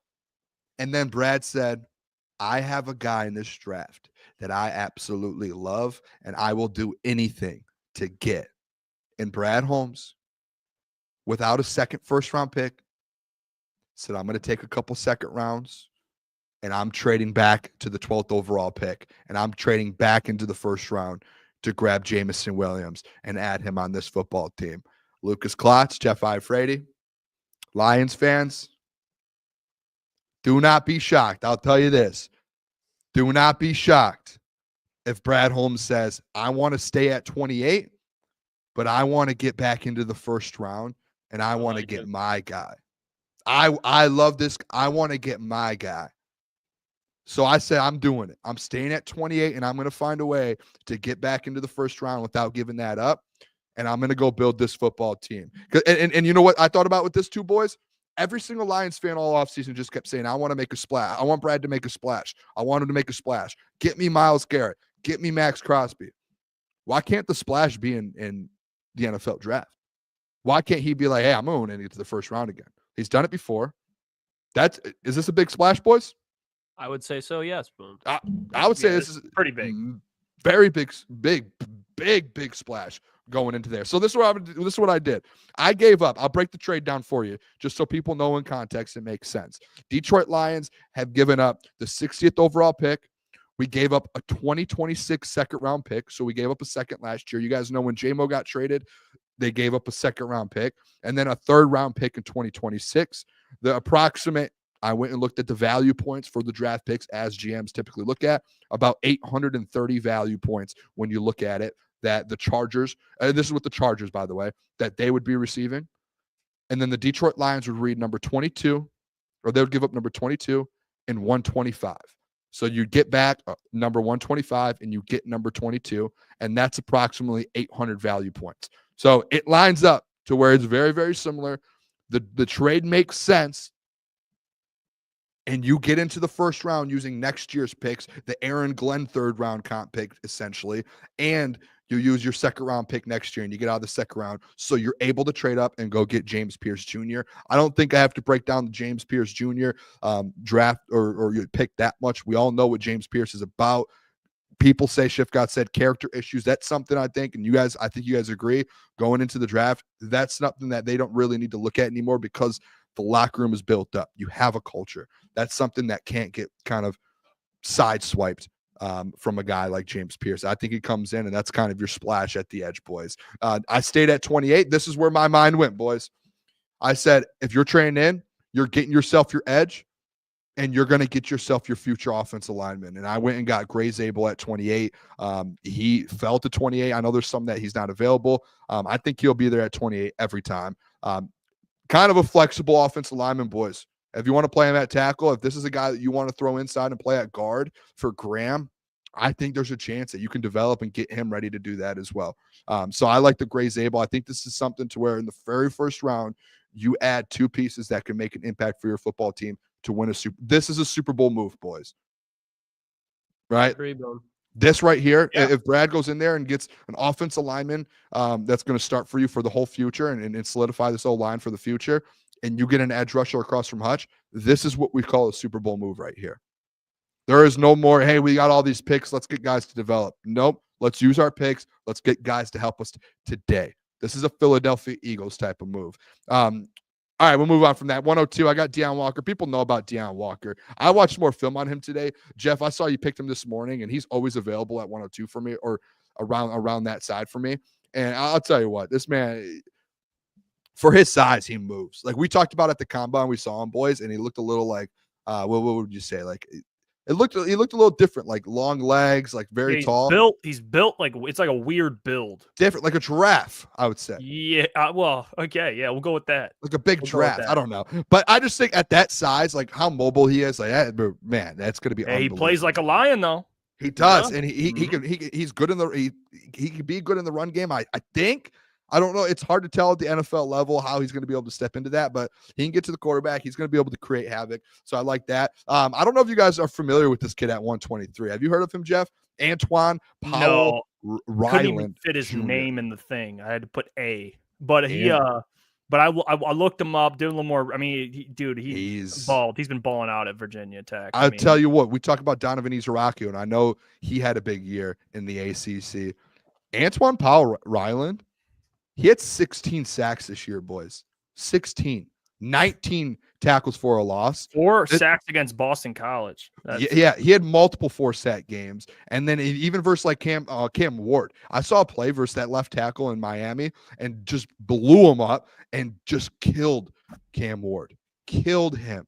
Dominated him. And one of the things with him, he's undersized, boys. Pretty undersized. But the thing is, he just plays so violent. And one thing I read about him is people just, they say he's just a technician. Even though he's small, he knows he's very crafty. He's a technician, and he is just a violent pass rusher. He is one of those guys to where maybe needs to get better in the run game, but he ends up being kind of that third down guy, the James Houston in a NASCAR package maybe. You throw him out there, give him 20 to 25 snaps a game defensively, he's going to create havoc. He will. If you haven't watched him, go watch some of his highlights. He is unbelievable. And then at 125, Pat Bryant. Don't need to talk about him much. We already know who Pat Bryant is, what he's about.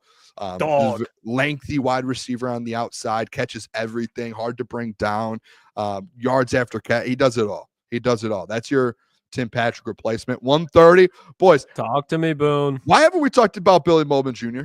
Oh, we have. No, Klotzy. I've been very consistent on Billy Bowman Jr. This kid, combine, Boone.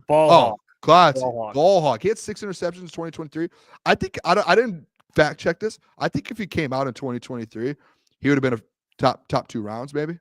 Yeah, because I think he had 4 interceptions a year prior, but like he's been good for the last Dude, 2 seasons. He had 6 after his junior year, 3 pick sixes. The only problem with him, and I was watching film, doing some research, is he's just not the best tackler. Like, he's not. But like drafting to the Lions, my thought process is this, and tell me, Klotz, if I'm wrong. I just think, like, all right, we talk about who's that iffy replacement. We talk about Branch going to the nickel in certain packages. All right, in those packages, you bring Billy Bowman Jr. in. You have Kirby and Billy Bowman Jr. in the secondary, and then you have Branch in the nickel. That's an unstoppable safety trio there. He's a ball hawk. And he's so fast. Like he's not Buda Baker.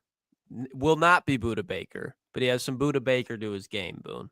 Like he flies around, he misses tackles, but then the tackles that he makes, man, because he's undersized, man. When you got a tight end or running back in the open field, like he's blowing people up when he makes contact. But it's kind of like it's a very similar situation to Kirby. I think Kirby, he's not undersized, but remember, like when he was in Illinois, he was playing wide receiver at first, goes to safety, gets drafted. Like Kirby has only been playing safety for 2 years outside of the NFL. Billy Bowman been playing safety for a while, but he's undersized. So both these guys are just a little off in the head. They like smacking people, but that's what you want out of the safety, though. Yeah, want a guy bring him around Kirby. Look how much Kirby's gotten better at tackling in the open. Yeah, so I think Billy Bowman would be a good replacement. Like, I think you have to draft a safety. They haven't brought a safety in, so I think in one of these picks, I think a higher pick, maybe 3rd, 4th round, you look for a safety. Billy Bowman's a good one. Everyone in this room knows who Ty Robinson is. That's my guy. I'm not going to keep taking him in all mine, but when he's available at 228, and him with Deion Walker coming into this draft class, excuse me, and Paul Ryland and James Pierce, that's an elite defensive line core you're bringing in a draft class. And then Jalen Walker, Jeff, I think that's one of your guys, unbelievable linebacker at 244, just kind of getting some depth in that room. It's a great pick. Yeah, and I think getting him late in the draft is perfect. So that's mine, boys.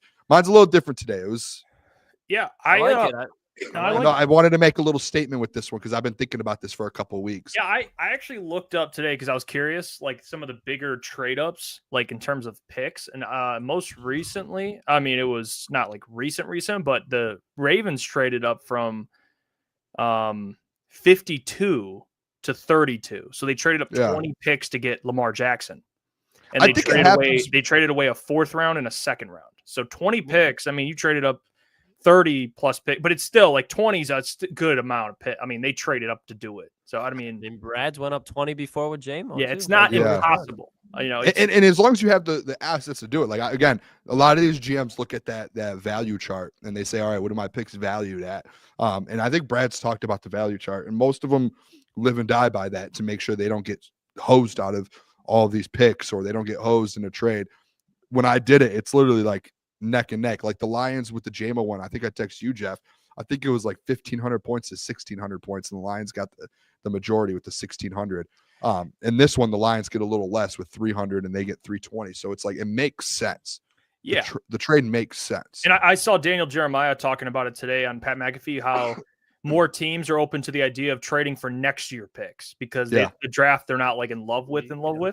So if you trade away, it would probably take like, you know, it would take a good amount of capital, but you can get it done. I mean, I'm sure that if there's a team willing to be like, hey, if I can pick at 60, but I get like a 2nd this year, 2nd next year, 3rd, like they can get it done.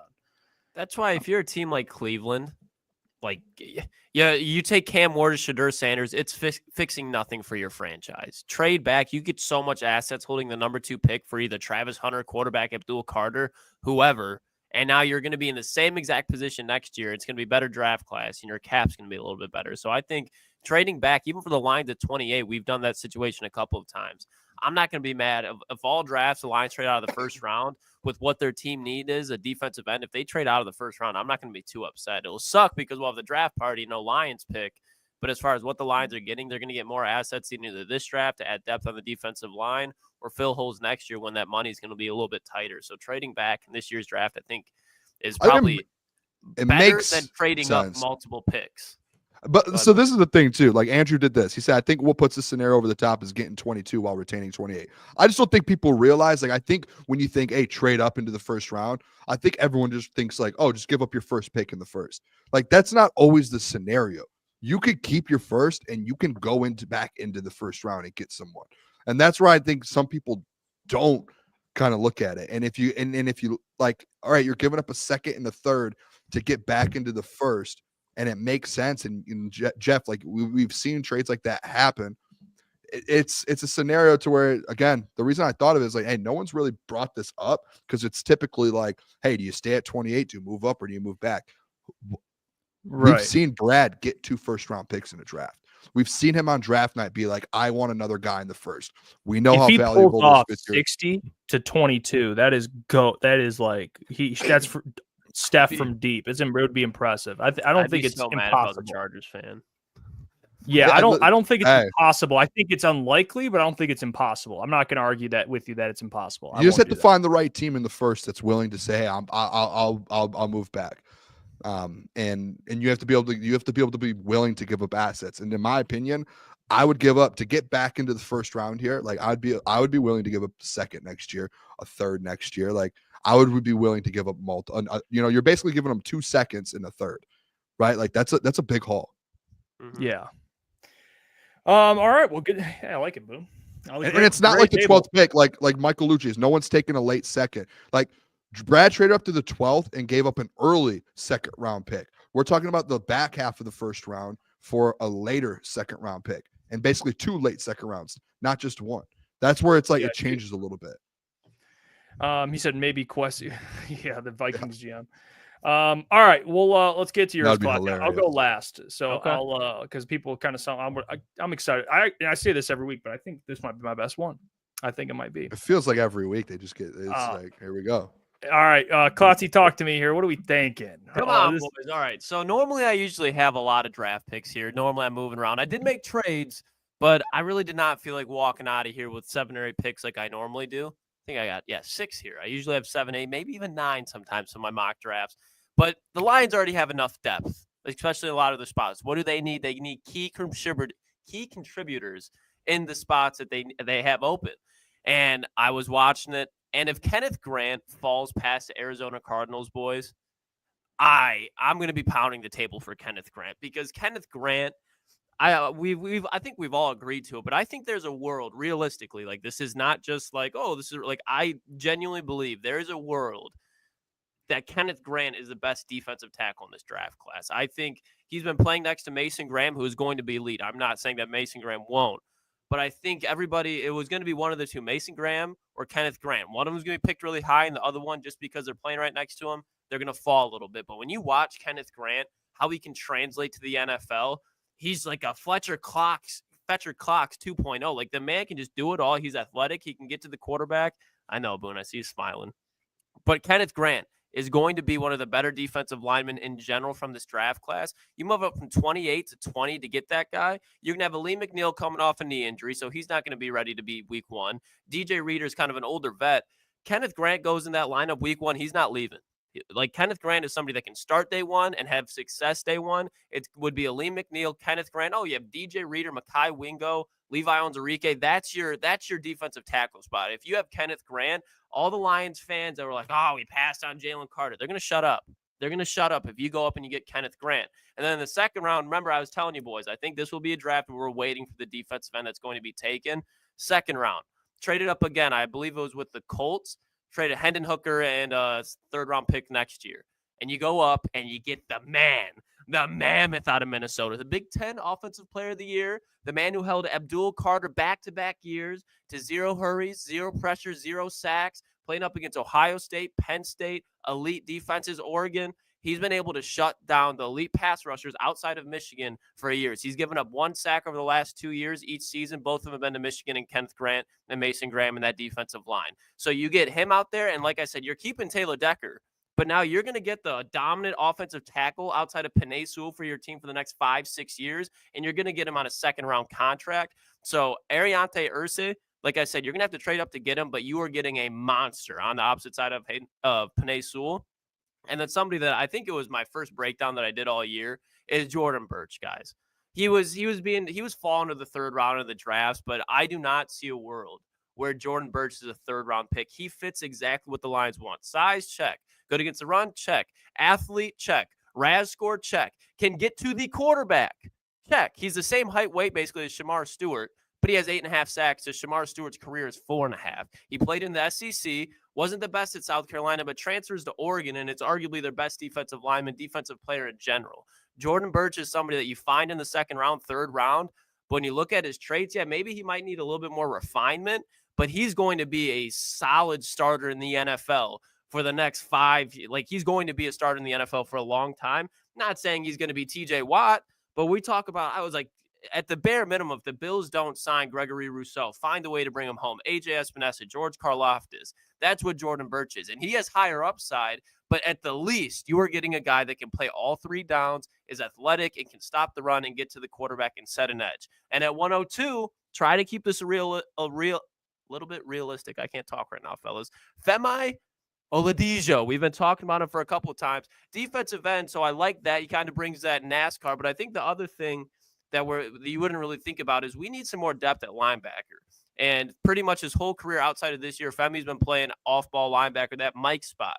So he's somebody that can use the depth of the linebacker. You can use that situational downs in that NASCAR package to get to the quarterback. But I think we can all agree that linebacker room, Jack Campbell's athletic, Anzalone's athletic, Derek Barnes is for the most part athletic, but they don't really have a burner out there. You bring in Oladipo, I think he gives you guys something that has some speed, some burst off the line of scrimmage. Little undersized, but again, in the third round at 102, you're going to have Jordan Burch there. You brought Marcus Davenport back. You bought back AQM. I think him and AQM would be great speed to have off the edges.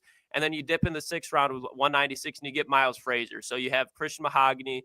You have Graham Glasgow, and now you have Miles Frazier to kind of add in that 6th-round pick, another 6th-round pick out of LSU like Mekhi Wingo that can kind of play that depth spot. And if injury pops up, hopefully he can be that Christian Mahogany. But at this point in the draft, he was BPA, and he fills in a little bit of a depth need at the offensive guard spot.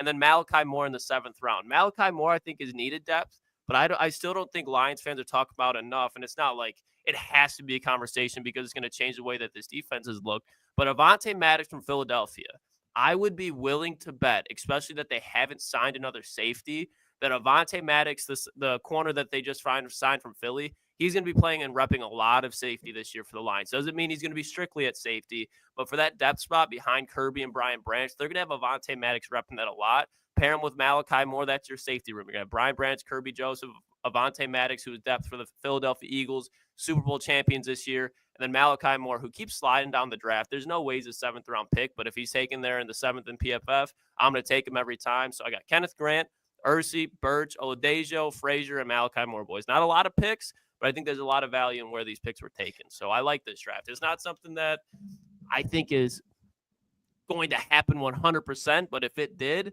this is a great draft now, immediately, and long-term for what it can project to in the future, especially with Ursi. So, Klotz, Andrew says, Klotz, what were the trades again to get the first 2 picks, 20 and 45? I traded up from 28 to 20. I gave up the 28th and then a 2nd round or a 3rd round next year. So first this year, 28, and then 3rd rounder in 2026. And then Ursi was the 2nd rounder from next year, and then Hendon Hooker. Like it. I gave up Hendon Hooker. You keep the 2nd this year, though. I like, you're always disrespecting. I mean, you got to trade him every week, it seems like. Hendon Hooker's just in a package every week. Oh, I told you. It's tough, there's no reason to have Hendon Hooker at this point. There's zero. Who's your backup? Trade value for him. What up, Boone? Who's your backup then if you trade Hendon Hooker? You find that whoever gets released. Kyle Allen. That's a report Sure. where if they get a backup, then I'd be okay. We could trade him, but until then, I'm No, you did. It scares me. I will say the Femi Oladipo. It's a good pick. Yeah, he's the one that the reports Lions were love. that they love him. Jeff Risden reported that. Yeah, you got your. I mean, what I respect, Klotz, is you're getting your guys, Jordan Burch and Ariante Irsay. You got your guys. All trenches outside of Malachi Moore. I think that's what this draft. The Lions built this franchise through the trenches. Now we're seeing there's a little bit of panic, chaos. You're losing coordinators, you're losing some key players. Go back in the trenches, make what you do best even better, and they'll grab Malachi Moore in the 7th round because he's still hanging there. Jay Rod said Kyle Allen is your QB too. I'm fine with that. Well, I'll ask you, how often do you get to watch greatness? I would say every time I see Jared Goff play. When Louis Riddick comes on ESPN, when Gus Johnson calls a football game. Okay. When LeBron James plays basketball. Yep. I'm not a big LeBron fan, but I When can Tom admit Brady, that. I used to get to watch Tom Brady all the time. When not so Santana much Moss anymore. runs routes, when You're Calvin missing Johnson one. gets a jump ball, and when Is there Ray something Allen we're shoots a missing? three-pointer. You're missing one. No, not when Ray Allen, when Steph Curry shoots a 3. You're missing actually a True. big one, to be honest. Man, this is tough. Greatness. Yeah. Greatness. So, like highest level, you know what I mean? When the United States faked the moon landing. Yeah, that's up there. It's Jeff Iafrate's mock drafts. Okay, here's like just take a back seat for a second. Here, let me get you guys out of here. Let me just show you something. All right. This might be the greatest mock draft to ever hit a graphic. I know I'm saying that like I'm a little biased, but this I almost cried this morning. Oh, Like I almost shed I a believe tear. that. I almost shed a tear looking at this because at 28, you know what I decided to do? I decided to trade back. Okay. Decided to trade back. I said, you know what? Shout out Malik, by the way. He was in there. He said it was an A. Appreciate it. Decided to trade back from 28. I went to 34. Yeah, I went to 34. And I got a guy that I had before, a guy that I had in the top 10 of my defensive ends. And that is Princely Umenamilan. Umenamilan? He's an excellent player. Your guess is as good as mine. Okay. Great job, Jeff. Good job. He's the top 10 pass rusher in this class. Okay. Out of Ole Miss, played on a team with a lot of good defensive linemen. He was their most productive. He had a high pass rush win rate. When you go back and watch, he's an incredible player. So I love it. And you get him at 34, you get to trade back and get him. Okay, awesome. Here's where it took a turn, all right? Because you might say, and I see already Tyler saying it, Trey Harris at 60. Trey Harris has the upside to be a big-time contributor, not just a Tim Patrick replacement, but I would even dare to say, if you don't re-sign J-Mo, a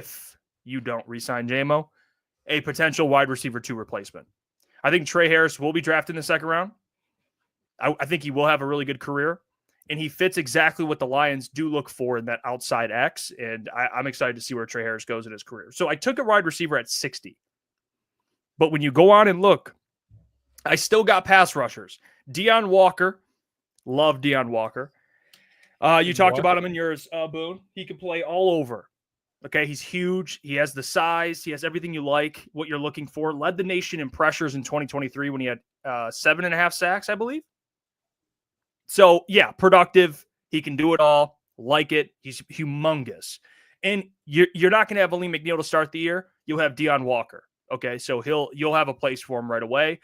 And I like his upside a lot. So I was at 99. That's the pick I got by trading back. So I basically got Princely and Deion for whoever you'd get at 28, basically. Think of it like that. Okay. So I love it. You get 2 really good players for the price of 1. All right, keep it going. 102, I get Femi Oladajo. Okay, that's the guy the Lions love. The linebacker that transitioned to edge. You know, he's got like he plays, he sees the game like a linebacker, but he has the body to rush off the edge, and I like him. The Lions like him, but I really do like him. And I started watching more after we broke him down last week, and I can see why they like him a lot. So I got him at 102. So he's kind of like you said, somewhat more like that, those NASCAR packages. You know, he fits in certain sets you have. I like him. I think they can, especially what Casey Rogers could kind of develop him into. I think it's a pick that, he could have pretty high upside. At 130, everyone's talking. Yeah, okay. I've not heard this name. Johnny Cornelius. Okay. Coming out of high school, he was a guard. Okay, he was a right guard. Transitioned to right tackle. Played on the other side of Josh Connerly Jr. Okay, he was going to be probably a late first, early second round pick. Johnny Cornelius is someone that I think in the NFL will play guard, but he still will be, in my opinion, a very good guard. Okay, that's probably what he's going to play. He's going to play on that right side. He's already used to playing right tackle, so he'll play right guard for you, replace Graham on that right side. So I think it's a perfect fit from Oregon. Obviously, we know what Oregon is now. They're producing pretty good offensive linemen. And I think if you needed to play right tackle or a tackle in some spots, you probably could do it, but more so right guard replacement. That's what I envisioned for Oregon Ajani. right side of the ball. What'd you say? Oregon, Panay and Ajani. Yep, you get the Oregon right side of the offensive line there. So yeah, there's your right guard, and at center, I decided, you know what? Why not back-to-back offensive linemen? I got Jake Majors. Love Jake Majors. 39 straight starts. 39, dude. 39 straight starts. He's Iron Man. That's what he is. Yep. He was, and I talked about this when we originally. I have all the notes still here. I mean, 0 sacks allowed in 2024. Helped block for the center, which is obviously intellectually a pretty hard position. I mean, you're playing on a top offensive line. You're the starting center. You allow 0 sacks, 39 straight starts. I mean, the dude is a very good player, and he'll be a very good player in the NFL. He's not going to be a guard. He's going to be a center. And then at 228, Malachi Moore. I mean, we take him in a bunch of these. Listen, safety DB out of Alabama. Brad's going to love him. All right. He's a very good player, played a lot of football, and there's a lot of versatility to his game, which the Lions are going to absolutely love, especially late in the draft. So I think that's a real possibility there. And then a player that I've started to like a lot. I spelled it wrong, I guess. Smell Mundin. It's Smell Mundin, not Mundum. It's an N. But I like Smell a lot. Okay. We saw him at the combine. If you think of Smell, the last time I saw Smell Mundin is he was guarding Trevor Etienne. Trevor Etienne's he played running back at Georgia out of the backfield. So I like him. He's good linebacker depth, good special teamer. He's going to be able to play right away. So I'm getting basically not only my guys, but good players. So I think this might be one of my best, if not my best, if I'm being honest with you guys. Full transparency. Mm-hmm. I like it, Jeff. Here's the battle that I'm fighting here, okay? You got 3 pass rushers with, like you said, you got Princely, you got Dion, you got Femi. Okay. Where do you think these guys slide in day one? And this is like not saying that they can't, but that's why I'm saying, like, that's why I don't necessarily love it, because I think Princely, some development, Dion, some development, Femi, obviously some development. So where's your gauge on that? Like, are you talking about impact immediately, or? Yeah. I think Princely could be impactful right away. I think Princely, and I think Malik brought this up, and it's a good point. He does kind of fit that Zadarius Smith build, if you will. Okay, that's kind of. I think he could play right away. Trey could play right away. Dion, I think, could play right away. I don't know what you're talking about with like development, but I think based on what he did 2 years ago, he has it in him to play. He's not going to be like Broderick Martin, where you're going to have to develop him. He played in the SEC. He was a starting defensive tackle.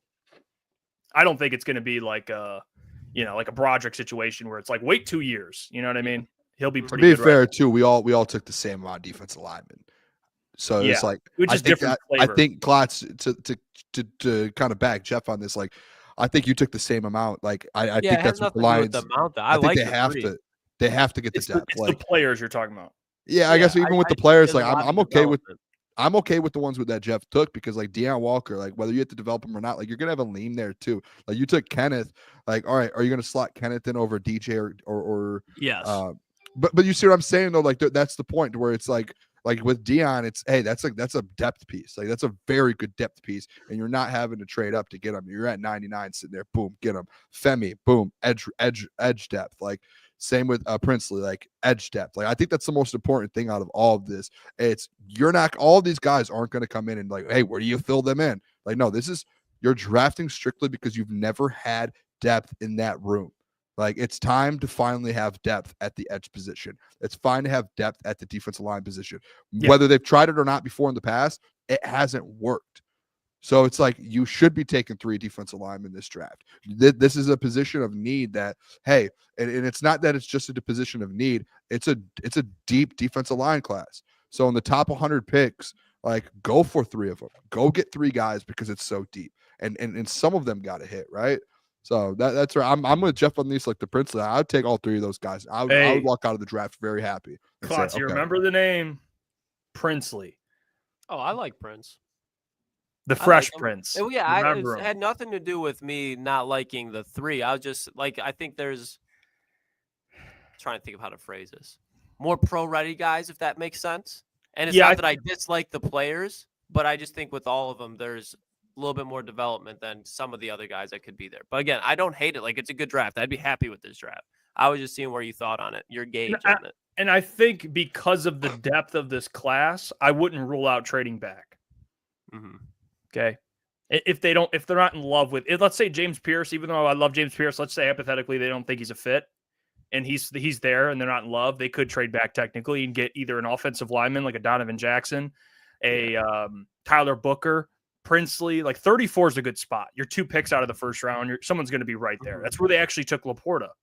You know, I do think there are some like I think the edge rushers like the James Pierce and Donovan Izaraku, like those guys have the ceiling to be like a star in the NFL, but they're not just there yet, or else they would be a top 10 pick, right? Like there's that ceiling to where it's like there's a question mark next to them. Right.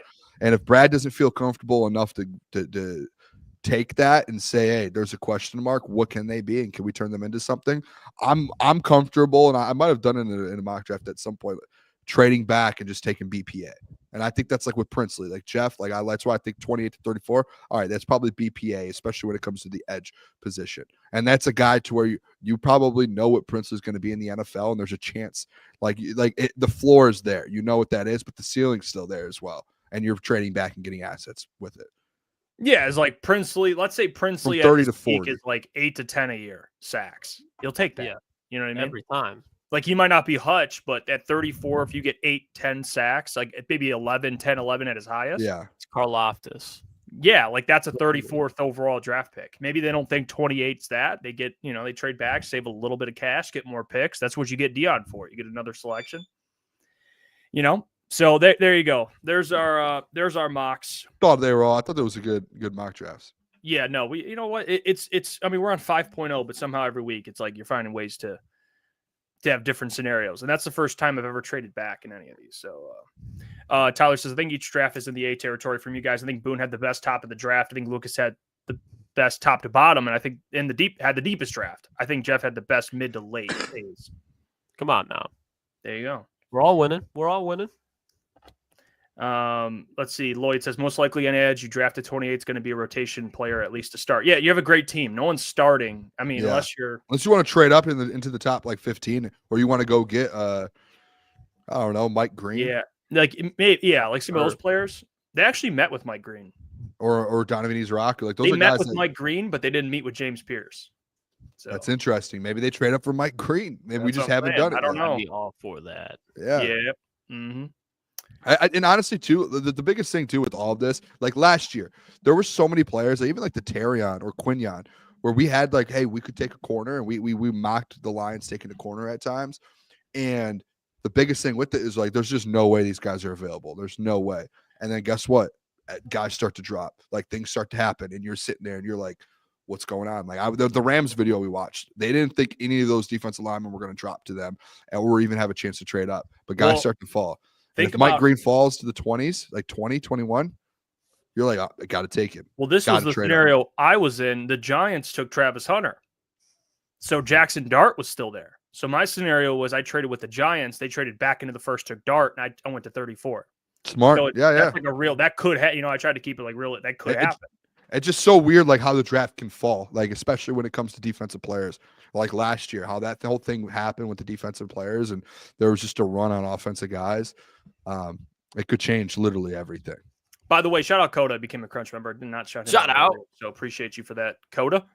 Michael says, when do we start thinking about a golf replacement?